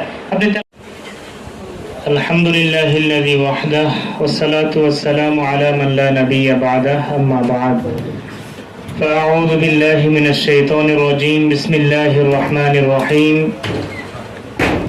كتب عليكم الصيام كما كتب على الذين من قبلكم لعلكم تتقون وقال رسول الله صلى الله عليه وسلم من قام رمضان إيمانا واحتسابا غفر له ما تقدم من ذنبه أو كما قال عليه الصلاة والسلام أما بعد إن الله وملائكته يصلون على النبي يا أيها الذين آمنوا صلوا عليه وسلموا تسليما اللهم صل على سيدنا ونبينا وشفينا وحبيبنا ومولانا محمد صلى الله عليه وعلى آله وأصحابه وبارك وسلم। উপস্থিত অধ্যকার আয়োজিত আজকের এই মোবারক মোতাবারক সাপ্তাহিক জলসায় সম্মানিত আসাতিজায়ে কেরাম, আজিজ তোলাবা, আল্লাহ পাক রব্বুল আলামিনের আলিশান দরবারে লাখো কোটি শুকরিয়া যে মহান রব্বুল আলামিন আমাদেরকে পবিত্র মাহে রমজানের একবারেই কাছাকাছি সময়ে এসে আজকের এই গুরুত্বপূর্ণ মোবারক অনুষ্ঠানে বসার তৌফিক দিয়েছেন। এর জন্য সকলে কালিমাত শুকর আদায় করে বলি আলহামদুলিল্লাহ। লাখো কোটি দরুদ ও সালাম বিশ্ব মানবতার মুক্তির দিশারি জনাবে মুহাম্মদুর রাসূলুল্লাহ সাল্লাল্লাহু আলাইহি ওয়াসাল্লামের উপর। সম্মানিত সুধী, আপনাদের সম্মুখে ঘোষণা করা হয়েছে যে আজকের এই অনুষ্ঠানের নির্ধারিত আলোচ্য বিষয় বর্তমান সময়ে যে বিষয়টি সম্পর্কে মসজিদে, হাটে, বাজারে, মিডিয়ায় সব জায়গাতেই আলোচিত যে বিষয়টি, সেটি হলো মাহে রমজানের তারাবিহের নামাজের রাকাত সংখ্যা নিয়ে। যে তারাবির নামাজ 8 রাকাত নাকি 20 রাকাত। তো আমরা এই বিষয়ে কোরআন সুন্নাহ থেকে এবং ফিকহের কিতাব, পূর্ববর্তী সালফে সালেহিনদের আমল, বিশেষ করে রাসূল পাক সাল্লাল্লাহু আলাইহি ওয়াসাল্লামের ইন্তেকাল পরবর্তী সময় থেকে সাহাবায়ে কেরাম, তাবেঈন এবং আহলে মক্কা, আহলে মদিনা তাদের আমল কি ছিল সে বিষয়ে সংক্ষিপ্ত পরিসরে 2-4টি কথা বলার প্রয়াস পাবো। আমা তৌফিক ইল্লা বিল্লাহ। সম্মানিত সুধী, পবিত্র মাহে রমজানুল মুবারক অত্যন্ত মোবারকময় একটি মাস, যেই মাসে আল্লাহ পাক রব্বুল আলামিন রহমত, মাগফিরাত, নাজাত এবং যে মাসটিকে রাসূলুল্লাহ সাল্লাল্লাহু আলাইহি ওয়াসাল্লাম শাহরুস সাবর, শাহরুল মুআসাত হিসেবে অভিহিত করেছেন। এবং এই মাসের দিনের বেলায় রোজা রাখা উম্মতে মুহাম্মাদীদের জন্য ফরজ করা হয়েছে। আর রাসূল পাক সাল্লাল্লাহু আলাইহি ওয়াসাল্লাম বলেছেন, ও কিয়াম লাইলিহি তাতাওয়া, যে মাহে রমজানের রাত্রি বেলায় নামাজ আদায় করা, কিয়ামুল লাইল করা, এটা ফরজ বিধান নয়, তবে এটা সওয়াবের কাজ এবং শরীয়তের দৃষ্টিকোণ থেকে এটার বিধান কোন পর্যায়ের। কিয়ামুল লাইল তথা দুইটি দিক, একটি যদি রমজান ছাড়া হয় তাহলে কিয়ামুল লাইল দ্বারা আমরা সালাতুত তাহাজ্জুদ উদ্দেশ্য করি, আর স্বাভাবিকভাবে কিয়ামে রমাদান তথা রমজান মাসের রাত্রিবেলায় নামাজ আদায় দ্বারা আমরা সালাতুত তারাবিহ বুঝি। তাহলে সালাতুত তারাবিহের বিধান কি?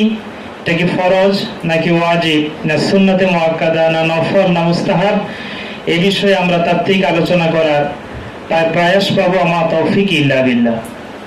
সম্মানিত সুধীবৃন্দ, যে আল্লাহ পাক রব্বুল আলামিন মানুষের জন্য, বিশেষ করে উম্মতে মুহাম্মাদীদের জন্য পৃথিবীর মধ্যে এমন কতিপয় দিবস, এমন কতিপয় রজনী এবং এমন কতিপয় ইবাদত রেখেছেন যেগুলোর মাধ্যমে বান্দার 1000 বছরের সওয়াবের অবস্থান, 1000 বছরের ইবাদত করার যে অবস্থানটা, সেটা অল্প সময় ইবাদতের মাধ্যমেই দিয়ে দিবেন। বলেন না সুবহানাল্লাহ।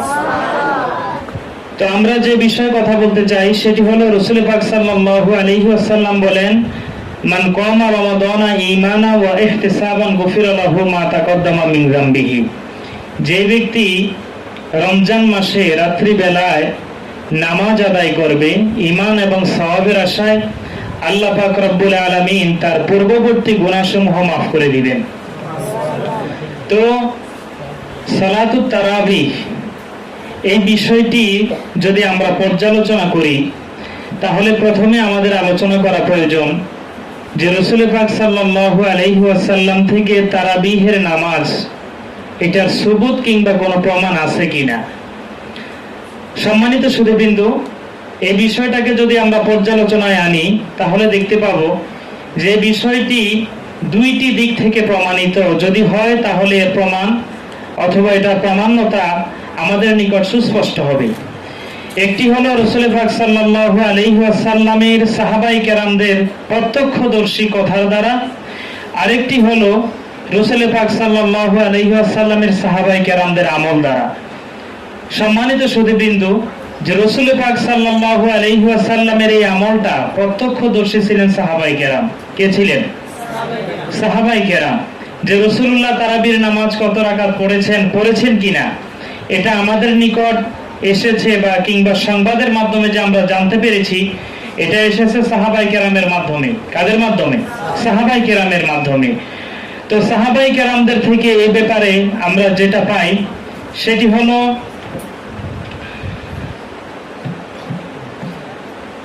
যে হযরত আব্দুল্লাহ ইবনে আব্বাস রাদিয়াল্লাহু তাআলা আনহু থেকে বর্ণিত, আন আব্দুল্লাহ ইবনে আব্বাস রাদিয়াল্লাহু আনহু আন্না রাসূলুল্লাহ সাল্লাল্লাহু আলাইহি ওয়াসাল্লাম কানা ইউসাল্লি ফি রমাদান 20 রাকাতান ওয়াল বিতর। প্রখ্যাত সাহাবী রইসুল মুফাসসিরিন হযরত আব্দুল্লাহ ইবনে আব্বাস রাদিয়াল্লাহু তাআলা আনহু থেকে বর্ণিত, তিনি হলেন এমন একজন সাহাবী যিনি তাকাদ্দুম বিল ফিকহ ওয়াল ইজতিহাদ, আমরা স্বাভাবিকভাবে উসুলে হাদিস এবং উসুলে ফিকহের পরিভাষাতে যে সকল রাবীদের, যে সকল হাদিস বর্ণনাকারীদের হাদিসগুলোকে আমরা বেশি অগ্রাধিকার দিয়ে থাকি, সে সকল রাবীদের একটি গুণ হলো তাকাদ্দুম বিল ফিকহ ওয়াল ইজতিহাদ, যাদের মধ্যে ফিকহ শাস্ত্রের গুণ ছিল এবং ইজতিহাদ অর্থাৎ হাদিস থেকে গবেষণা করে মাসআলা বের করার মতো মাদ্দা ছিল। এই সকল সাহাবায়ে কেরামদের মধ্যে হযরত আব্দুল্লাহ ইবনে আব্বাস রাদিয়াল্লাহু তাআলা আনহু ছিলেন অন্যতম একজন সাহাবী। আব্দুল্লাহ ইবনে আব্বাস রাদিয়াল্লাহু তাআলা আনহু তিনি বলেন যে আন্না রাসূলুল্লাহ সাল্লাল্লাহু আলাইহি ওয়াসাল্লাম কানা ইউসাল্লি ফি রমাদান 20 রাকাতান ওয়াল বিত, যে রাসূলুল্লাহ সাল্লাল্লাহু আলাইহি ওয়াসাল্লাম রমজান মাসে 20 রাকাত নামাজ আদায় করেছেন এবং বিতির আদায় করেছেন। তাহলে এখানে 20 রাকাত এটা বিতির থেকে আলাদা, 20 রাকাত আদায় করেছেন এবং বিতির নামাজ আলাদা আদায় করেছেন। তাহলে এই হাদিসের মাধ্যমে আমরা জানতে পারি যে রাসূলুল্লাহ সাল্লাল্লাহু আলাইহি ওয়াসাল্লাম থেকে 20 রাকাত তারাবিহের প্রমাণ রয়েছে। এখন এই হাদিসখানা বর্ণনা করা হয়েছে বিখ্যাত হাদিসের কিতাব মুসান্নিফ ইবনে আবি শাইবা দ্বিতীয় খণ্ডের 288 নং হাদিস, 88 নং পৃষ্ঠার 7774 নম্বর হাদিস, তাবরানী শরীফের হাদিস নাম্বার 12102, বাইহাকি শরীফ দ্বিতীয় খণ্ডের 49 পৃষ্ঠার হাদিস নং 496। এই তিনটি বিখ্যাত হাদিসের কিতাবের মধ্যে আমরা এই হাদিসের অনুসন্ধান পেয়েছি। এখন আমরা সেই হাদিসের মান কতটুকু, যেহেতু বর্তমান সিচুয়েশনে যখনই আমরা কোনো হাদিস বর্ণনা করি তখন এই শ্রোতাদের নিকট বারবার ঘুরপাক খায় যে হাদিসের মান কি, হাদিসটা সহিহ কিনা, হাদিসটা সহিহ নাকি দঈফ, হাদিসটা মাকবুল নাকি মারদুদ, হাদিসটা কি তাফারুদ পর্যায়ের খবরে ওয়াহিদ নাকি খবরে মাশহুর নাকি খবরে আজিজ। এগুলো নিয়ে বর্তমান শ্রোতা, বিশেষ করে আপামর জনতা, এখন সবাই সহিহ দঈফের যে একটা দ্বন্দ্ব শুরু হয়েছে আমাদের সমাজে, এখন হাদিস বললেই মানুষ জিজ্ঞাসা করে হাদিসটা সহিহ কিনা। সম্মানিত সুধী, এই হাদিসের আগে আমরা মান যাচাই করব, তারপরে এই হাদিসের মান হিসেবে কোন হাদিস গ্রহণযোগ্য হবে আমলের ক্ষেত্রে এবং কোন হাদিস আমলযোগ্য হবে না, সেই নিয়ে আমরা সামান্য পরিমাণে আলোচনা করব ইনশাআল্লাহ। যে হাদিসের যে রাবী আছে এই সকল রাবীরাই সিকা। সিকা বলা হয় উসুলে হাদিসের পরিভাষায় নির্ভরযোগ্য রাবী যারা, তাদেরকে, যাদের মধ্যে 4টি গুণ রয়েছে। যে হাদিসের রাবী বর্ণনাকারীর মধ্যে ওই হাদিসের রাবীকে সিকা বলা হয়। তার মধ্যে 4টি গুণ হলো আকল, জব্ত, আদালত, ইসলাম। তার পরিপূর্ণ জ্ঞান বিবেক থাকতে হবে, জব্ত স্মরণ শক্তি থাকতে হবে, আয়ত্ত শক্তি থাকতে হবে, আদালত ন্যায়পরায়ণতা তার মধ্যে সঠিকভাবে থাকতে হবে এবং সেই ব্যক্তি ব্যক্তিত্বহীন, মুরুওয়াতবিহীন হতে পারবে না। চতুর্থ নাম্বার হলো সেই ব্যক্তি অবশ্যই মুসলিম হতে হবে। সুতরাং কোন অমুসলিম ব্যক্তি যদি, যে রাসূল পাকের সময়ে ছিল কিন্তু আল্লাহর নবীর প্রতি ঈমান আনে নাই, সাহাবায়ে কেরামদের থেকে কিংবা রাসূলুল্লাহর কাছ থেকে যদি সে কোনো হাদিস শ্রবণ করে বর্ণনা করে, তাহলে তার হাদিসটা ইসলামী শরীয়তে গ্রহণযোগ্য হবে না। তো সিকা রাবীর ক্ষেত্রে 4টা গুণ যদি আমরা পাই তাহলে সেই নির্ভরযোগ্য রাবী হাদিসের উসুল হাদিসের পরিভাষায়। তাহলে এই হাদিসের যত রাবী আছে সকলেই সিকা, তবে একজন রাবী যে আবু শাইবা, এই হাদিসের একজন রাবী, যিনি হলেন আবু বকর ইবনে আবি শাইবা, তাহার দাদা। ওনার ব্যাপারে কতিপয় মুহাদ্দিসিনে কেরাম কি লোকাল করেছেন যে উনি তার জব্ত শক্তি তথা আয়ত্ত শক্তির মধ্যে কিছুটা দুর্বলতা ছিল। এখন আসেন আমরা দেখব যে হাদিস শাস্ত্রে আবু শাইবা উনি কোন স্তরের রাবী। এটা যদি আমরা একটু আলোচনা করতে যাই তাহলে দেখব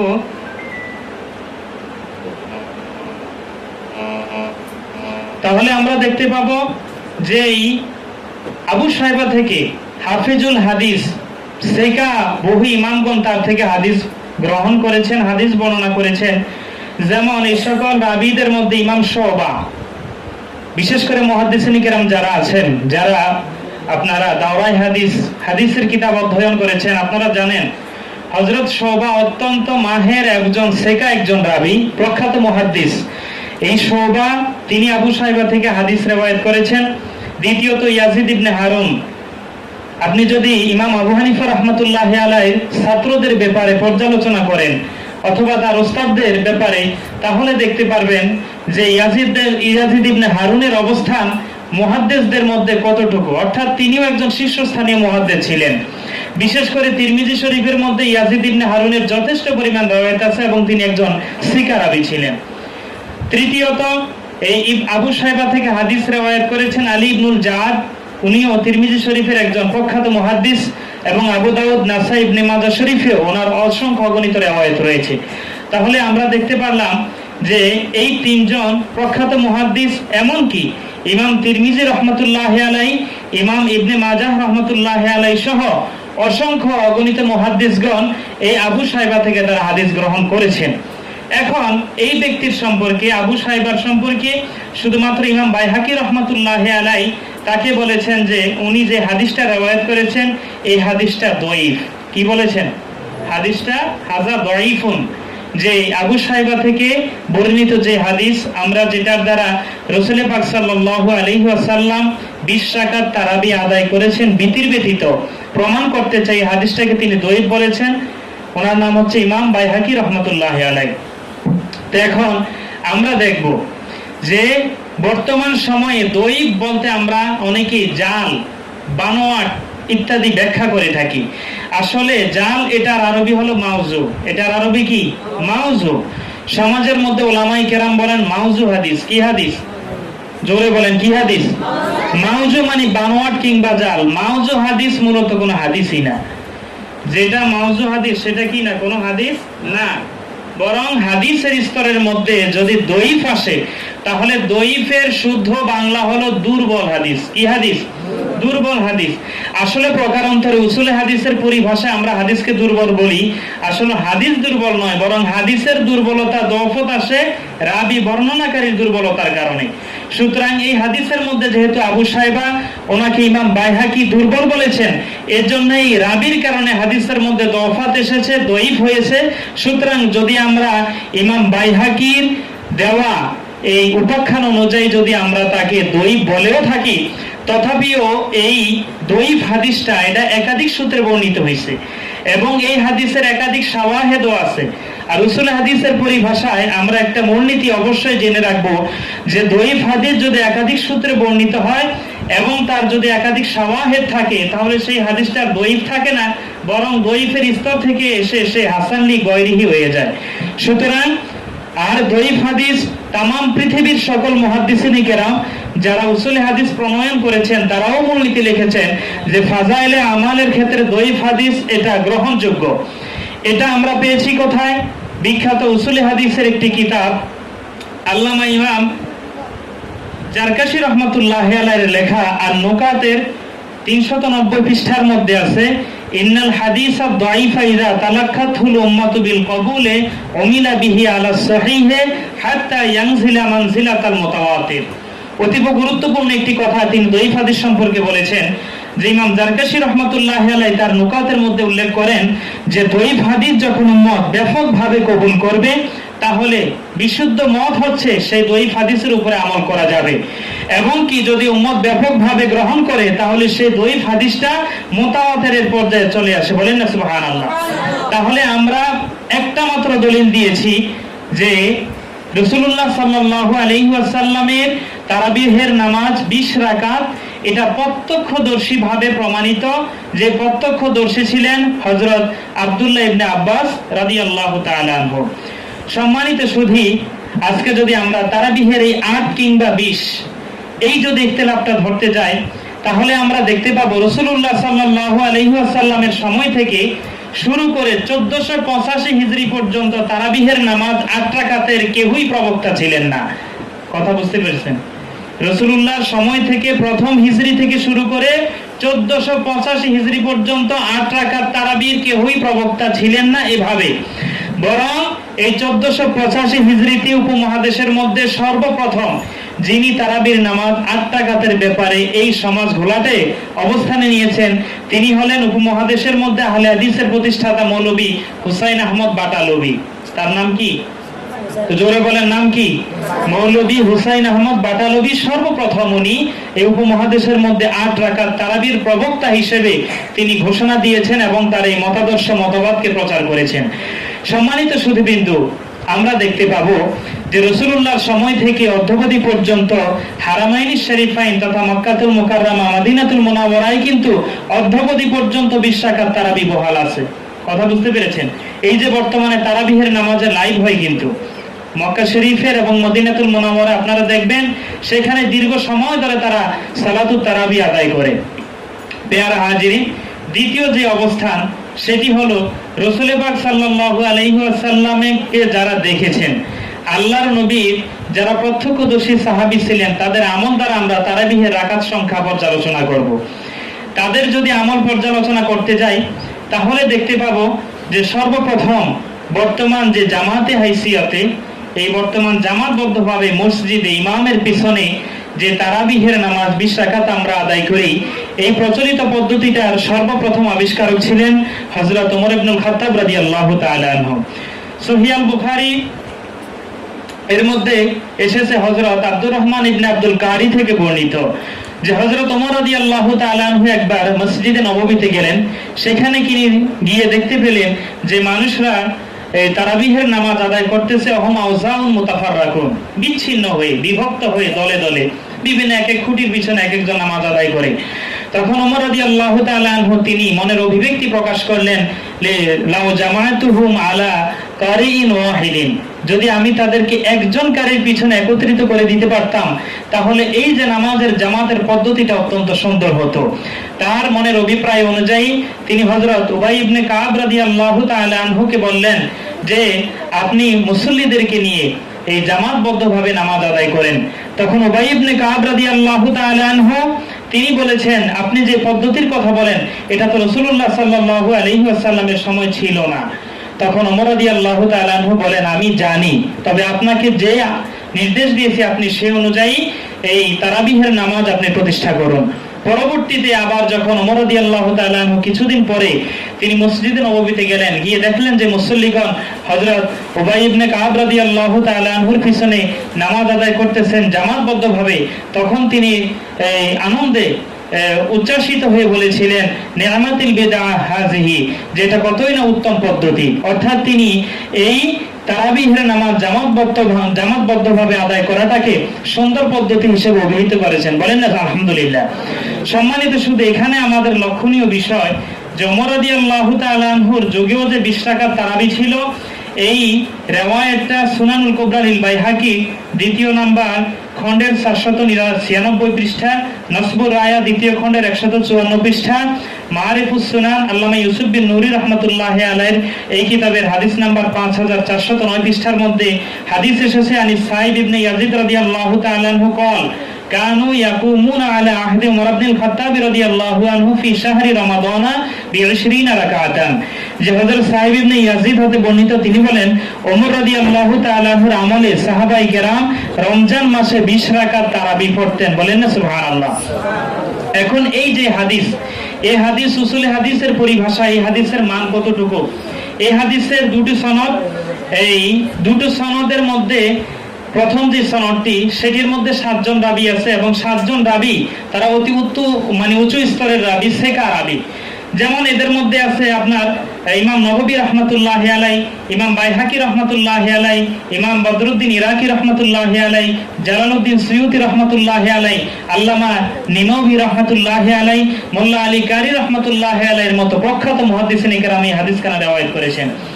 তারপরে যদি আমরা ওই যে দ্বিতীয় নাম্বার যে রিওয়ায়াতটা আমি বলেছি যে হযরত ওমর রাদিয়াল্লাহু তাআলা আনহু হযরত উবাই ইবনে কাব রাদিয়াল্লাহু তাআলা আনহুকে যে আদেশ করেছিলেন মানুষদেরকে নিয়ে নামাজ আদায় করার জন্য, এই রিওয়ায়াতটা এসেছে কানজুল উম্মাল 4th খণ্ড 284 পৃষ্ঠা, আর আল আহাদিসুল মুখতারাত লিল মুকাদ্দিসি রাহমাতুল্লাহি আলাইহি 3য় খণ্ডের 367 নম্বর পৃষ্ঠা, হাদিস নাম্বার 1161। এই হাদিসটা হলো আন্না ওমর রাদিয়াল্লাহু তাআলা আনহু আমারা উবাইয়ান রাদিয়াল্লাহু আনহু ইউসাল্লি বিন নাস ফি রমাদান। হযরত ওমর রাদিয়াল্লাহু তাআলা আনহু উবাই রাদিয়াল্লাহু তাআলা আনহুকে তিনি আদেশ করলেন যাতে করে তিনি মানুষদেরকে নিয়ে জামাতবদ্ধভাবে তারাবির নামাজ আদায় করেন। ফাকালা, তখন ওমর রাদিয়াল্লাহু তাআলা আনহু বলেছেন, ইন্নান নাসা ইয়াসুমুন আন-নাহার যে মানুষগণ দিনের বেলায় রোজা রাখে ওয়ালা ইউহসিনুনা আইয়াকরাউ, যার কারণে রাত্রি বেলায় তারা সুন্দরভাবে কিরাত করতে পারে না। সুতরাং ফালাও করাতাল কুরআন আলাইহিম বিল্লাইল, হে উবাই ইবনে কাব, আপনি যদি তাদেরকে নিয়ে রাত্রি বেলায় কোরআন তেলাওয়াত করেন তথা নামাজ যদি আপনি তাদেরকে নিয়ে পড়েন তাহলে এটা ভালো হতো।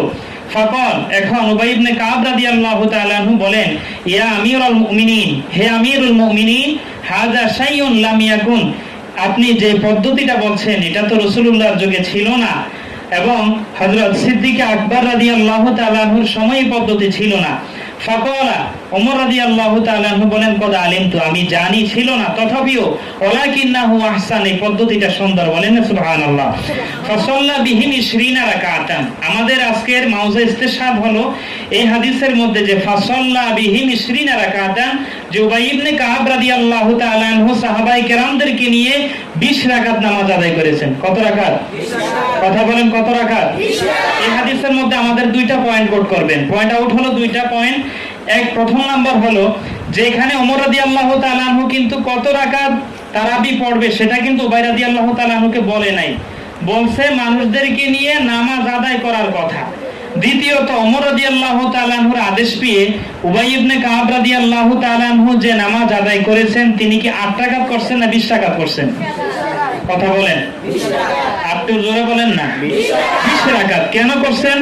যদি 20 রাকাত পূর্ব থেকে সাহাবায়ে কেরামের মাঝে প্রচলিত না থাকতো, পূর্ব থেকে যদি সাহাবায়ে কেরাম 20 রাকাত তারাবির সাথে পরিচিত না থাকতেন, তাহলে কোশ্চিনকালে উবাই ইবনে কাব রাদিয়াল্লাহু তাআলা আনহু 20 রাকাত পড়তেন না। যদি 8 রাকাত তাদের মধ্যে প্রচলিত থাকতো তাহলে কিন্তু তিনি 8 রাকাতই মানুষদেরকে নিয়ে পড়তেন।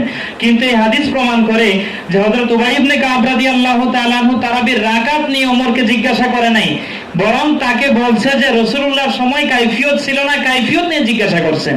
সুতরাং আজকে যারা বলতে চায় যে তারাবির নামাজ 20 রাকাতের কোনো অস্তিত্বই নেই, 8 রাকাত পড়তে হবে, তাহলে তাদের কথা আর সাহাবায়ে কেরামদের আমল, এটা আকাশ এবং জমিন, এই দুইটার মধ্যে যতটুকু ব্যবধান তার চাইতে এই দুই কথার মধ্যে আরো বেশি ব্যবধান, ঠিক কিনা সম্মানিত সুধী? সুতরাং আমরা এই হাদিসটার ব্যাপারে একটু আলোচনা করব। এই হাদিসটি হাসান পর্যায়ের হাদিস। কোন পর্যায়ের হাদিস? সহিহের পরবর্তী যে স্টেপ হাদিসের মানদণ্ডে সেটি হলো হাসান হাদিস। কি হাদিস? কবুলিয়াতের দিক থেকে, মানের দিক থেকে সর্বপ্রথম সহিহ লি জাতিহি, তারপরে আসে হাসান লি জাতিহি, তারপরে আসে সহিহ লি গায়রিহি, তারপরে হাসান লি গায়রিহি। সুতরাং এই হাদিসটি হাসান লি জাতিহির পর্যায়ে। আর এই হাদিসের মধ্যে একজন রাবি আছে, যে রাবি হলেন রাবি আবু জাফর রাজি ঈসা ইবনে আবু ঈসা মাহান, এই রাবির নাম। এর ব্যাপারে বর্তমান সময়ে এই বাংলাদেশের মধ্যে আহলে হাদিসের যত বড় বড় শায়েখ, এই শায়েখদের মধ্যে একজন উল্লেখযোগ্য শায়েখ হলেন মুজাফফর বিন মুহসিন। নাম কি? কথা কন না, নামগুলি মুখস্থ রাখবেন। নাম কি তার? মুজাফফর বিন মুহসিন। তাহলে দেখেন, এই যে আহলে হাদিসরা বাংলাদেশের মধ্যে তাদের মতবাদ প্রচার করতেছে, এই মতবাদ নিজেদের প্রতিষ্ঠা করতে গিয়ে তারা বহু ক্ষেত্রে উসুল হাদিসের পরিভাষার মিথ্যা তারা তর্জমা করেছে। আমি আপনাদেরকে একটা দৃষ্টান্ত দেব। তার মধ্যে একটি হলো যে হাদিসের রাবি আবু ঈসা মাহান সম্পর্কে আল্লামা যত বড় বড় ছিল মুহাদ্দিসিনে কেরাম ছিল, সকলেই তার ব্যাপারে বলেছেন যে উনি নির্ভরযোগ্য রাবি, এবং তাকে বলেছেন সলিহুল হাদিস, অর্থাৎ তার থেকে হাদিস গ্রহণ করা যাবে। সলিহুল হাদিস, কবিউল হাদিস, এগুলো হচ্ছে উসুল হাদিসের একটা পরিভাষা। রাবিদের যারা তাদিলের ক্ষেত্রে এগুলি ব্যবহার করা হয়। তাহলে এই মাহান সম্পর্কে বিশেষ করে আপনার প্রখ্যাত যতজন পূর্ববর্তী মুহাদ্দিস আছে, যেমন ইয়াহি ইবনে মাইন, তারপরে ইবনে সাদ, আবু হাতেম রাজি, ইবনে আব্দুল বার, এই সকল প্রখ্যাত মুহাদ্দিসিনে কেরাম তারা এর সম্পর্কে বলেছেন সাদুকুন, সলিহুল হাদিস, সাদুকুন ইত্যাদি শব্দের দ্বারা তারা তাকে সম্বোধন করেছেন।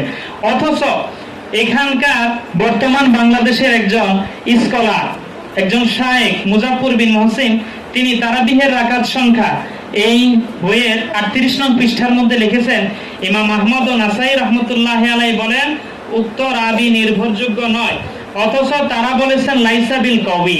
একটু লক্ষ্য করবেন যে রাবি সম্পর্কে ইমাম আহমদ এবং নাসাই রহমতুল্লাহি আলাইহি বলেছেন লাইসা বিল কওয়ি, অর্থাৎ এই রাবি শক্তিশালী নয়, তার যত শক্তির মধ্যে কিছুটা ত্রুটি আছে। কিন্তু ইমাম আহমদ রহমতুল্লাহি আলাইহি পরবর্তীতে আবার বলেছেন, যদিও তিনি লাইসা বিল কওয়ি, কিন্তু সলিহুল হাদিস, তার আদালত এবং অন্যান্য দিক বিবেচনা করে তার হাদিসকে গ্রহণ করা যাবে, তার হাদিসকে কি করা যাবে, গ্রহণ করা যাবে। কিন্তু দেখা যায় এই প্রথমে যে লাইসা বিল কওয়ি, এটাকে পুঁজি করে নিয়ে এই মুজাফফর বিন মুহসিন তিনি বলেছেন যে এখানে এই ইয়ের কথা হলো, এই যে আবু ঈসা মাহান তিনি একজন দঈফ রাবী এবং তিনি জাল হাদিস বর্ণনাকারী, তার হাদিসটা গ্রহণ করা যাবে না। তাহলে দেখেন পূর্ববর্তী মুহাদ্দিসিনে কেরামের দৃষ্টিভঙ্গি কোথায়, আর বর্তমান শায়েখদের নিজেদের মতবাদ প্রতিষ্ঠা করার ক্ষেত্রে তারা বর্তমানে পূর্ববর্তী শাইখুল হাদিস যারা, তাদের দৃষ্টিভঙ্গিটাকেও তারা জলাঞ্জলি দিচ্ছেন। আজকে যদি আমরা এই উক্ত কারণগুলি বিবেচনা করি তাহলে দেখতে পাবো সমাজের মধ্যে ফিতনার দ্বার উন্মুক্ত দিন দিন কিন্তু আরো বেশি পরিমাণে হচ্ছে। এর কারণ একটাই, আজকে সহিহ হাদিসের দোহাই দিয়ে আমাদের সমাজটা কেমন করে ফেলছে। আজকে রিকশা ড্রাইভার বলেন, একজন মেকার বলেন, কিংবা একজন দর্জি বলেন, যাকে আপনি হাদিস শোনাবেন সেই বলে হাদিসটা সহিহ কিনা, হাদিসটা সহিহ কিনা। আসলে সহিহ হাদিস কাকে বলে?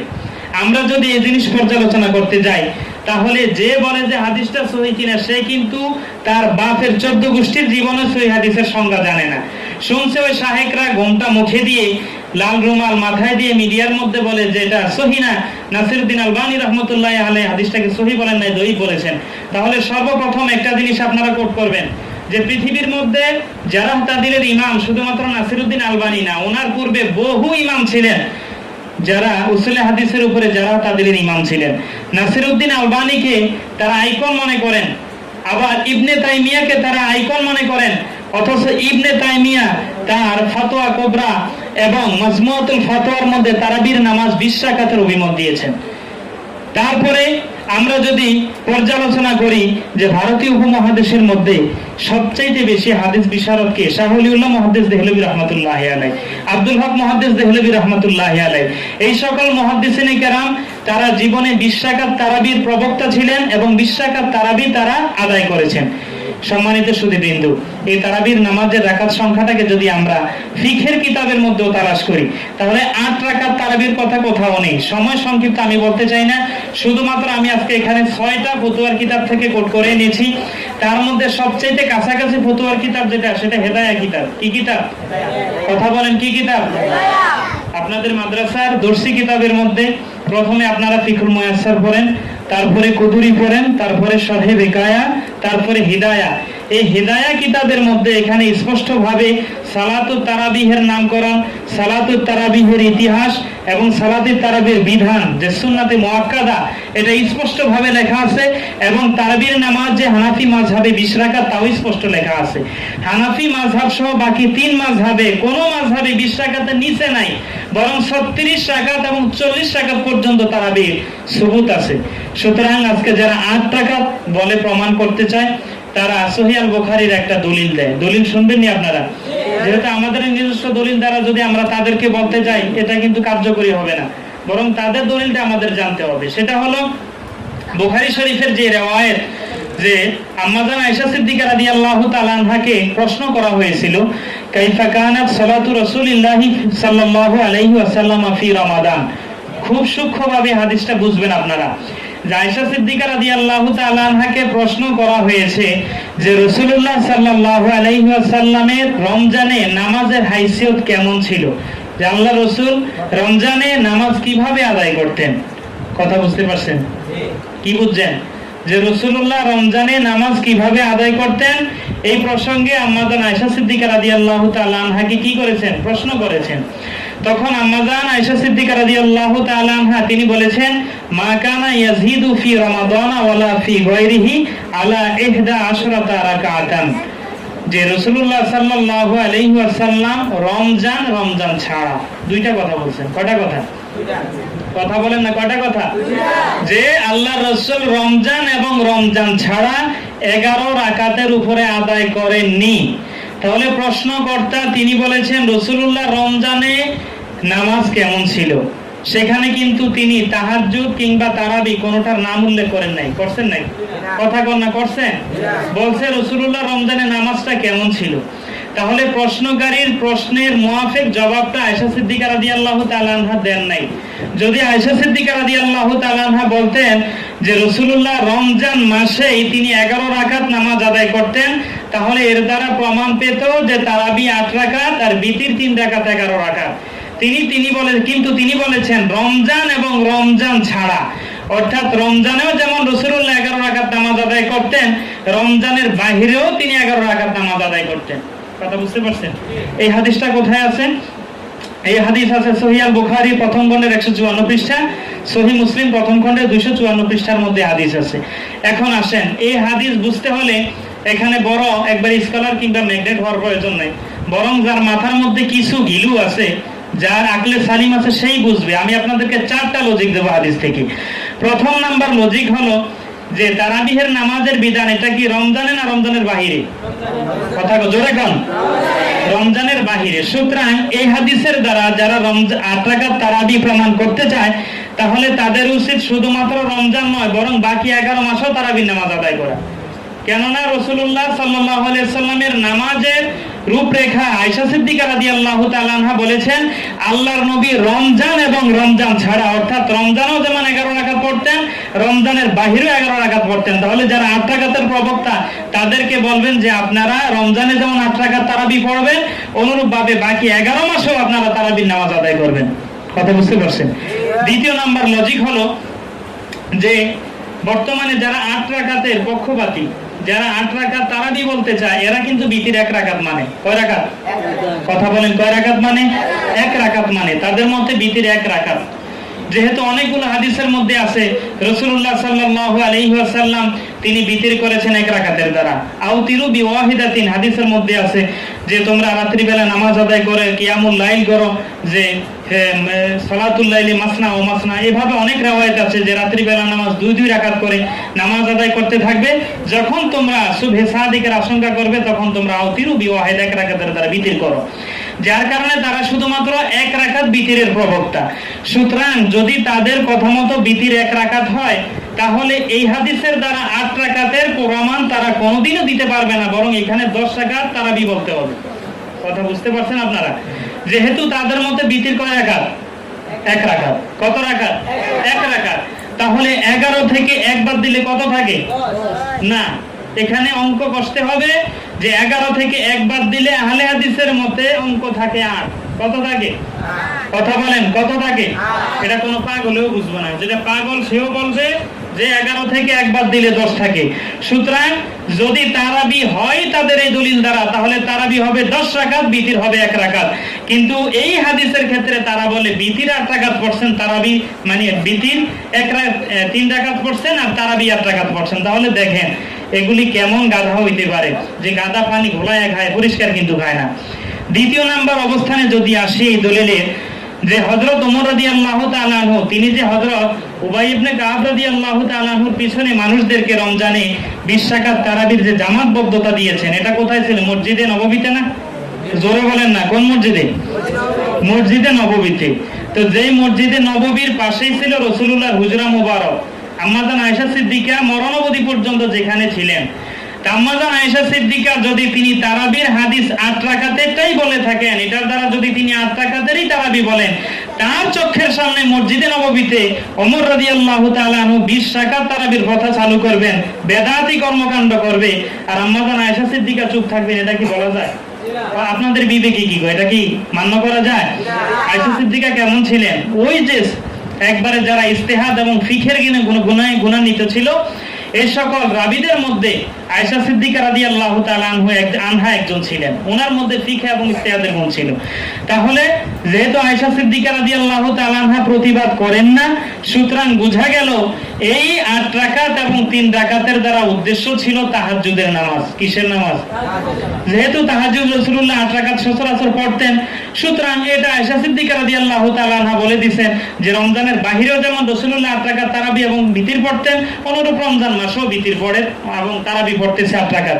তাহলে প্রশ্নকারীর প্রশ্ন অনুযায়ী তার জবাব হয়ে গেল।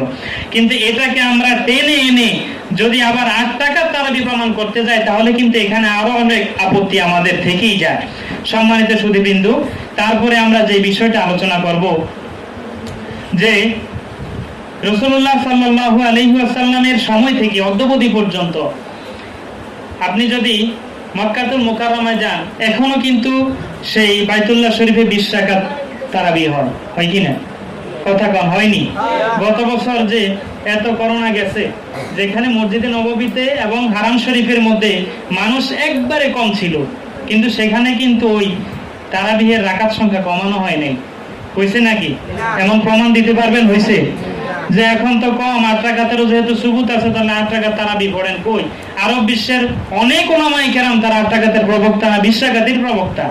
কিন্তু আমাদের সমাজের মধ্যে শায়েখরা এসে যত গন্ডগোল বাজায়, কথা বুঝতে পারছেন? এই শায়েখরা বলে 8 রাকাত তারাবি, 8 রাকাতের উপরে যা পড়বে এগুলি তারাবি না। আবার আব্দুর রাজ্জাক বিন ইউসুফ তিনি বলছেন যেটা কিয়ামুল লাইল সেটাই সালাতুল লাইল, যেটা তারাবি সেটাই তাহাজ্জুদ। উনি ওনার মাসলাগুলি কেমন জানেন? ওনার মাসলা আপনারা কয়দিন আগে শুনাইছি মনে বড় ছাত্রদেরকে, যিনি সন্তানের দুগ্ধ পান করার যে সময়, উনি বলছেন মায়ের বুকে দুধ যতদিন আছে সন্তান ততদিন খাইতে পারবে। কোন নাউজুবিল্লাহ? এটা কোনো কথা? দুধ মুদ্দাতুর রাদাত, এটা তো স্বাভাবিক একটা দশমের ছাত্র জানে যে কুদুরি পড়ছে যে দুগ্ধ পানের সময়সীমা বাচ্চার জন্য কতদিন। তাহলে যে বাচ্চার বয়স 10 বছর সেও কি মায়ের বুকের দুধ পান করবে? তাহলে উনি কি বললো? তাহলে এই সকল শায়েখ যারা, এরাই কিন্তু আজকে সমাজের মধ্যে ফতুয়াবাজি করে আমাদের যুবক মডেল শ্রেণীর যে সকল ছেলেরা আছে স্কুল কলেজে, এদেরকে সহিহ হাদিসের দোহাই দিয়ে কিন্তু ওই বাসিওয়ালার মতো সব নিয়ে যাচ্ছে। সুতরাং এই ক্ষেত্রে আমাদের বুঝতে হবে যে তারাবি 20 রাকাত। কত রাকাত? কত রাকাত? 20 রাকাত।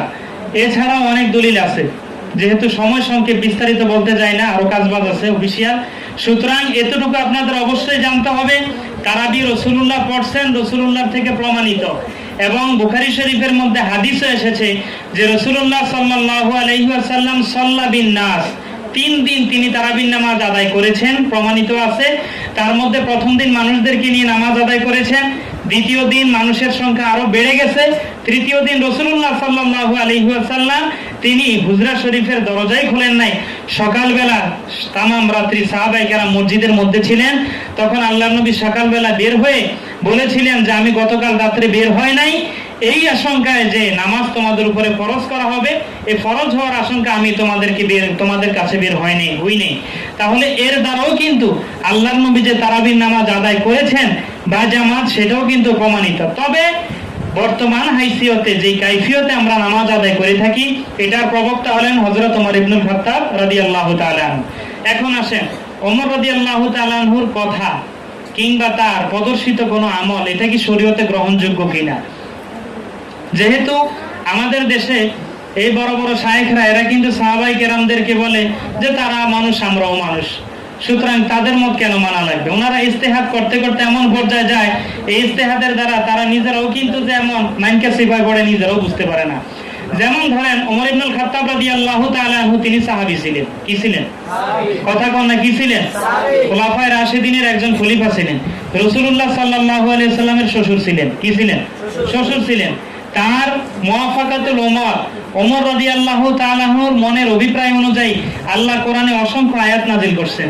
তারপরে রাসূলুল্লাহ বলেন লাউকানা মিন বাদি নাবিয়ুন লাকানা ওমর, যে আমার পরে যদি নবুয়তের যোগ্যতা সম্পন্ন কোন ব্যক্তি নবী হওয়ার মতো এবিলিটি থাকতো তাহলে সে হতো ওমর।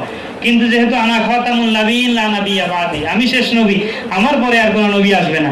যদি এই দলিলের দ্বারা ওমরকে আপনাদের মানতে কষ্ট হয়, তাহলে রাসূলুল্লাহ বলেছেন আলাইকুম বিসুন্নতি ওয়া সুন্নাতিল খুলাফায়ে রাশিদিন আল মাহদিয়্যিন, যে তোমাদের নিকট তোমাদের উপর পালনীয় আমার সুন্নাহ এবং আমার খুলাফায়ে রাশিদিনের প্রদর্শিত সুন্নাহ।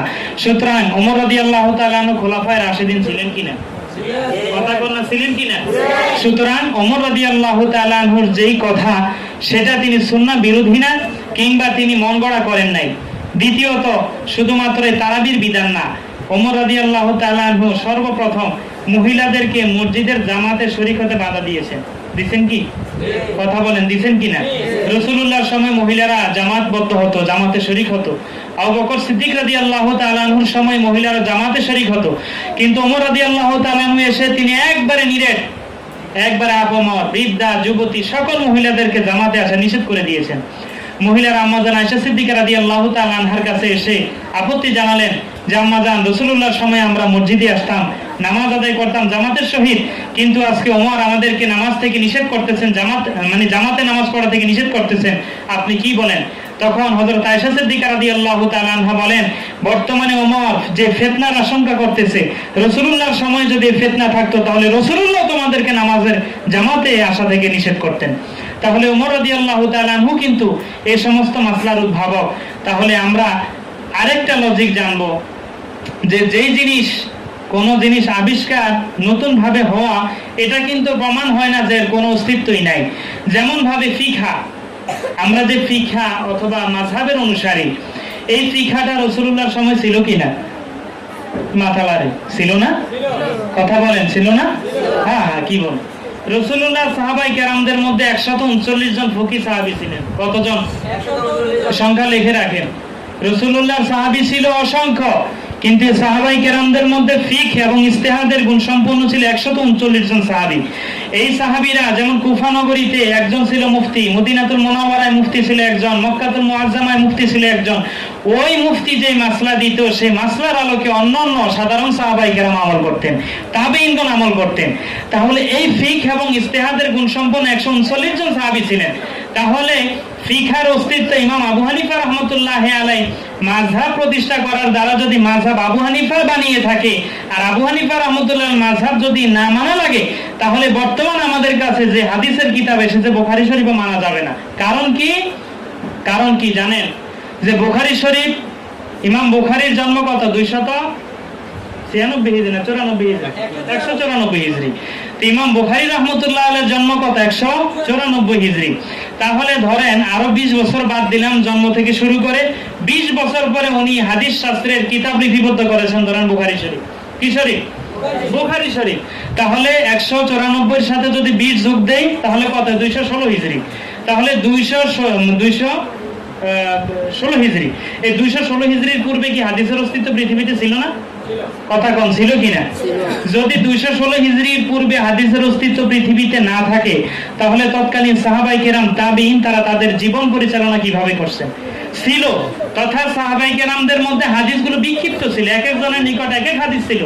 যখন ওমর ইবনে আব্দুল আজিজ, সহিহ আল বুখারীর রওয়ায়াত কিন্তু, ওমর ইবনে আব্দুল আজিজ যখন তিনি শাসন ক্ষমতায় আসলেন, তখন তিনি আমর ইবনে হজমকে আদেশ করলেন যে পৃথিবীর বিভিন্ন প্রান্তে যেখানে রাসূলুল্লাহর হাদিস আছে, সেই হাদিসগুলোকে তুমি কি করো? সন্নিবেশ করো, সংকলিত করো, একত্রিত করো। তাহলে রাসূলুল্লাহ সাল্লাল্লাহু আলাইহি সাল্লামের জন্মের পরেও হাদিস ছিল, বুখারী শরীফ প্রণয়নের পূর্বেও হাদিস ছিল। এখন কোন বোকায় যদি বলে যে ইমাম বুখারী হাদিসের কিতাব লেখার পরে হাদিস শাস্ত্রের অস্তিত্ব আসছে, তাহলে ওই বোকার মতো পৃথিবীর মধ্যে জাহেল মুরাক্কাব গায়রে মুফিদ নাই। সুতরাং ইমাম বুখারীর বুখারী শরীফ রচনার পূর্বেও যেমন হাদিসের অস্তিত্ব ছিল, ইমাম আবু হানিফা রাহমাতুল্লাহ আলাইহির হানাফি মাযহাব প্রতিষ্ঠা করার পূর্বেও ফিকহ ছিল। তাহলে ফিকহাটাকে আবু হানিফা রাহমাতুল্লাহ আলাইহি সন্নিবেশ করছেন, এটা সুরত দিয়েছেন, একটু সৌন্দর্য মণ্ডিত করেছেন। এজন্য উনি এটার উদ্ভাবক, কিন্তু তার অস্তিত্ব পূর্বে ছিল। পূর্বে যদি অস্তিত্ব না থাকতো তাহলে কিন্তু এটা নতুনত্ব হয়ে যেত, যেটাকে একবারে বর্তমানে বিদআত বলা হয়। বিদআত কাকে বলা হয়? বিদআত বলা হয় দ্বীনের মধ্যে এমন কোন জিনিস তৈরি করা নতুন ভাবে, যেটার কোনো অস্তিত্ব, যেটার কোনো যোগ সাজেশ শরীয়তে মুহাম্মাদীর মধ্যে নাই। কথা বুঝতে পারছেন? যেমন আজকে যদি কোনো ব্যক্তি হঠাৎ করে কোনো মাসলা দেয় সমাজের মধ্যে, যে মাসলার সাথে ইসলামী শরীয়তের কোনো বিধিবিধানের কি নাই? সম্পর্ক নাই, মিল নাই, সম্পূর্ণ শরীয়ত বিরোধী, তাহলে সেটা হবে বিদআত। সেটা কি হবে? বিদআত। বিদআতের ক্ষেত্রেও দেখেন এখানে লক্ষণীয় বিষয়, যখন ওমর রাদিয়াল্লাহু তাআলা আনহু সকলকে মসজিদের মধ্যে একত্রিত করেছিলেন, তিনি ওই যে জামাতবদ্ধ সিনারিটা দেখে বলেছিলেন, নি'মাতিল বিদআতু হাযি, কতই না সুন্দর বেদাত। তাহলে এখানেও তো তিনি বেদাত প্রয়োগ করছেন। তাহলে বেদাত দ্বারা কি একবারে বেদাতে ধরালাই উদ্দেশ্য? কথা বলেন না কেন? এখানে বেদাত দ্বারা নতুন পন্থা, কর্মপদ্ধতি, নীতি ইত্যাদি উদ্দেশ্য। তাহলে দেখা যায় বেদাতের ক্ষেত্রে দুইটা দিক। হাদিস শরীফের মধ্যে রয়েছে রাসূলুল্লাহ সাল্লাল্লাহু আলাইহি ওয়াসাল্লাম বলেছেন, মান আহাদাসা ফি আমরিনা হাযা লাইসা মিনহু ফাহুয়া রাদ্দুন, যেই ব্যক্তি আমাদের এই দ্বীনের মধ্যে এমন কোন নতুন বিষয়ের আবিষ্কার করাবে যে জিনিসের কোনো অস্তিত্ব দ্বীনের মধ্যে নেই, তাহলে সেটা কি প্রত্যাখ্যাত, সেটা গ্রহণ করা যাবে না। আবার যদি দ্বীনের স্বার্থে কোনো জিনিস হয়, যেমন মান সান্না ফিল ইসলামে সুন্নাতান হাসানাতান। আবার হাদিস শরীফের মধ্যে এসেছে যে কোন ব্যক্তি যদি দ্বীনের মধ্যে কোনো সুন্দর নীতি কিংবা তোমার পদ্ধতি আবিষ্কার করে, তাহলে ওই সুন্দর আবিষ্কার পদ্ধতির মাধ্যমে সেই ব্যক্তি সওয়াব পাবে এবং সে অনুযায়ী যারা আমল করে তারাও সওয়াব পাবে। সুতরাং দেখা যায় নতুনত্ব জিনিস হবে পৃথিবীর মধ্যে, বহু জিনিস আজকে আমাদের সামনে যা কিছু আছে এগুলোর অস্তিত্ব রাসূলুল্লাহর সময় ছিল না। ছিল নাকি? কথা কম ছিল। বর্তমান যে মসজিদের মধ্যে বিভিন্ন রকমের প্রসাধনী লাগায় মানুষ, চাকচিক্যময় করে, টাইলস লাগায়, রাসূলুল্লাহর সময় টাইলস ছিল? জোরে কর না ছিল? মাইক ছিল? মাইক, এই যে মাইকে কথা বলি ছিল? তাহলে এটা কি বেদাত? বেদাতে সাইয়্যা? তাহলে এটা তো ব্যবহার করা যাবে না। মাইক কেন ব্যবহার করেন? আজকে আপনারা যে মিডিয়া ব্যবহার করতেছেন, যে মিডিয়ার মাধ্যমে মানুষদেরকে অন্ধপথের দিকে আপনারা ধাবিত করতেছেন, এই মিডিয়া কি রাসূলুল্লাহর সময় ছিল? কোনো অস্তিত্বই ছিল না, কিন্তু তারপরেও তো এটা ব্যবহার করা যাবে। এটাকে তো আমরা নাজায়েজ বলি না। এটা কি দ্বীনের সাথে সাংঘর্ষিক কোনো বিষয়? মাইক ব্যবহার করলে কি কোনো ফরজ তরক হয়? কথা কোন ওয়াজিব তরক হয় না কোনো সুন্নত তরক হয়? সুতরাং দ্বীনের সাথে সাংঘর্ষিক না হলে সেই বিষয়টাকে দ্বীনের মধ্যে যদি তার কোনো না কোনো সুবুত থাকে, কোনো খায়রিয়াত কল্যাণ থাকে, তাহলে সেটাকে দ্বীনের মধ্যে গ্রহণ করা যাবে। সম্মানিত সুধীবৃন্দু, সুতরাং আজকে আমাদেরকে একটু সজাগ হতে হবে। আমাদের দলিলের ব্যাপারে আমাদেরই শক্তিশালী মজবুত হতে হবে। যদি দলিলের ক্ষেত্রে আমরা নিজেরাই কারসুপি করি, যদি নিজেদের মধ্যে দুর্বলতা থাকে, তাহলে কিন্তু সমাজের মধ্যে আমাদের মতাদর্শকে প্রতিষ্ঠা করতে পারবো না। তাহলে আহলে হাদিসরা আজকে আমাদেরকে সমাজটাকে যেভাবে বিভ্রান্ত করতেছে, আমরা সহিহ হাদিসের কথা শুনলে যাতে করে আমরা একবারে ভটকে না যাই, বরং হাদিসের ইস্তেলাহ বহু আছে। মাকবুল হাদিসের মধ্যে কত হাদিস যে গ্রহণযোগ্য, আপনারা মুস্তালাহুল হাদিস পড়লে দেখবেন মাকবুল হাদিস শুধু সহিহ না, মাকবুলের মধ্যে খবরে ওয়াহিদ আছে, আজিজ আছে, গরীব আছে, দঈফ আছে, সবকিছু মাকবুলের মধ্যে আছে। মারদুদ হাদিস যদি সাজ হয়, যদি কোনো হাদিস মুআল্লাল হয়, যদি মুদরাজ হয়, তাহলে সেই হাদিসগুলো গ্রহণ করা যাবে না। কিন্তু যে হাদিস গ্রহণ করা যাবে, সেই ক্ষেত্রে আমাদেরকে শুধু সহিহ হাদিসের দোহাই দিয়ে যদি বসে থাকি, তাহলে কিন্তু শরীয়তের বহু জিনিস আমরা যেগুলো পালন করি সেগুলো কিন্তু পালনের ক্ষেত্রে ব্যাহত হবে। সুতরাং আমি আপনাদেরকে উদাত্ত আহ্বান জানাবো যে বিশেষ করে ইখতিলাফি বিষয় যেগুলো, এগুলোর ক্ষেত্রে আপনারা সজাগ দৃষ্টি রাখবেন। আরো অত্যন্ত তাত্ত্বিক গুরুত্বপূর্ণ ভাবে এবং তথ্যভিত্তিক আলোচনা আপনারা সংগ্রহ করবেন ইনশাআল্লাহ। এবার রমজানেও যেহেতু আমরা আছি, ইখতিলাফি বিষয় বিশেষ করে উসুল হাদিসের উপরে আপনাদেরকে সম্যক ধারণা দেওয়া হবে এবং আপনাদের মাহে রমজানের ক্লাসগুলো কোন সিস্টেম হবে এটা রুটিন আপনাদের হাতে হাতে আগামীকালকে পৌঁছে যাবে, আসিফুজ্জাহ ইকরামদের হাতে আজকেই যাবে। আপনারা এই মাহে রমজানটাকে সময় লাগাবেন, কাজে লাগাবেন, এটাকে আপনারা অবহেলা করে কাটাবেন না এবং কোনো সময় কোনো মুহূর্ত যেন আপনার ইবাদতের বাহিরে না যায়। আপনি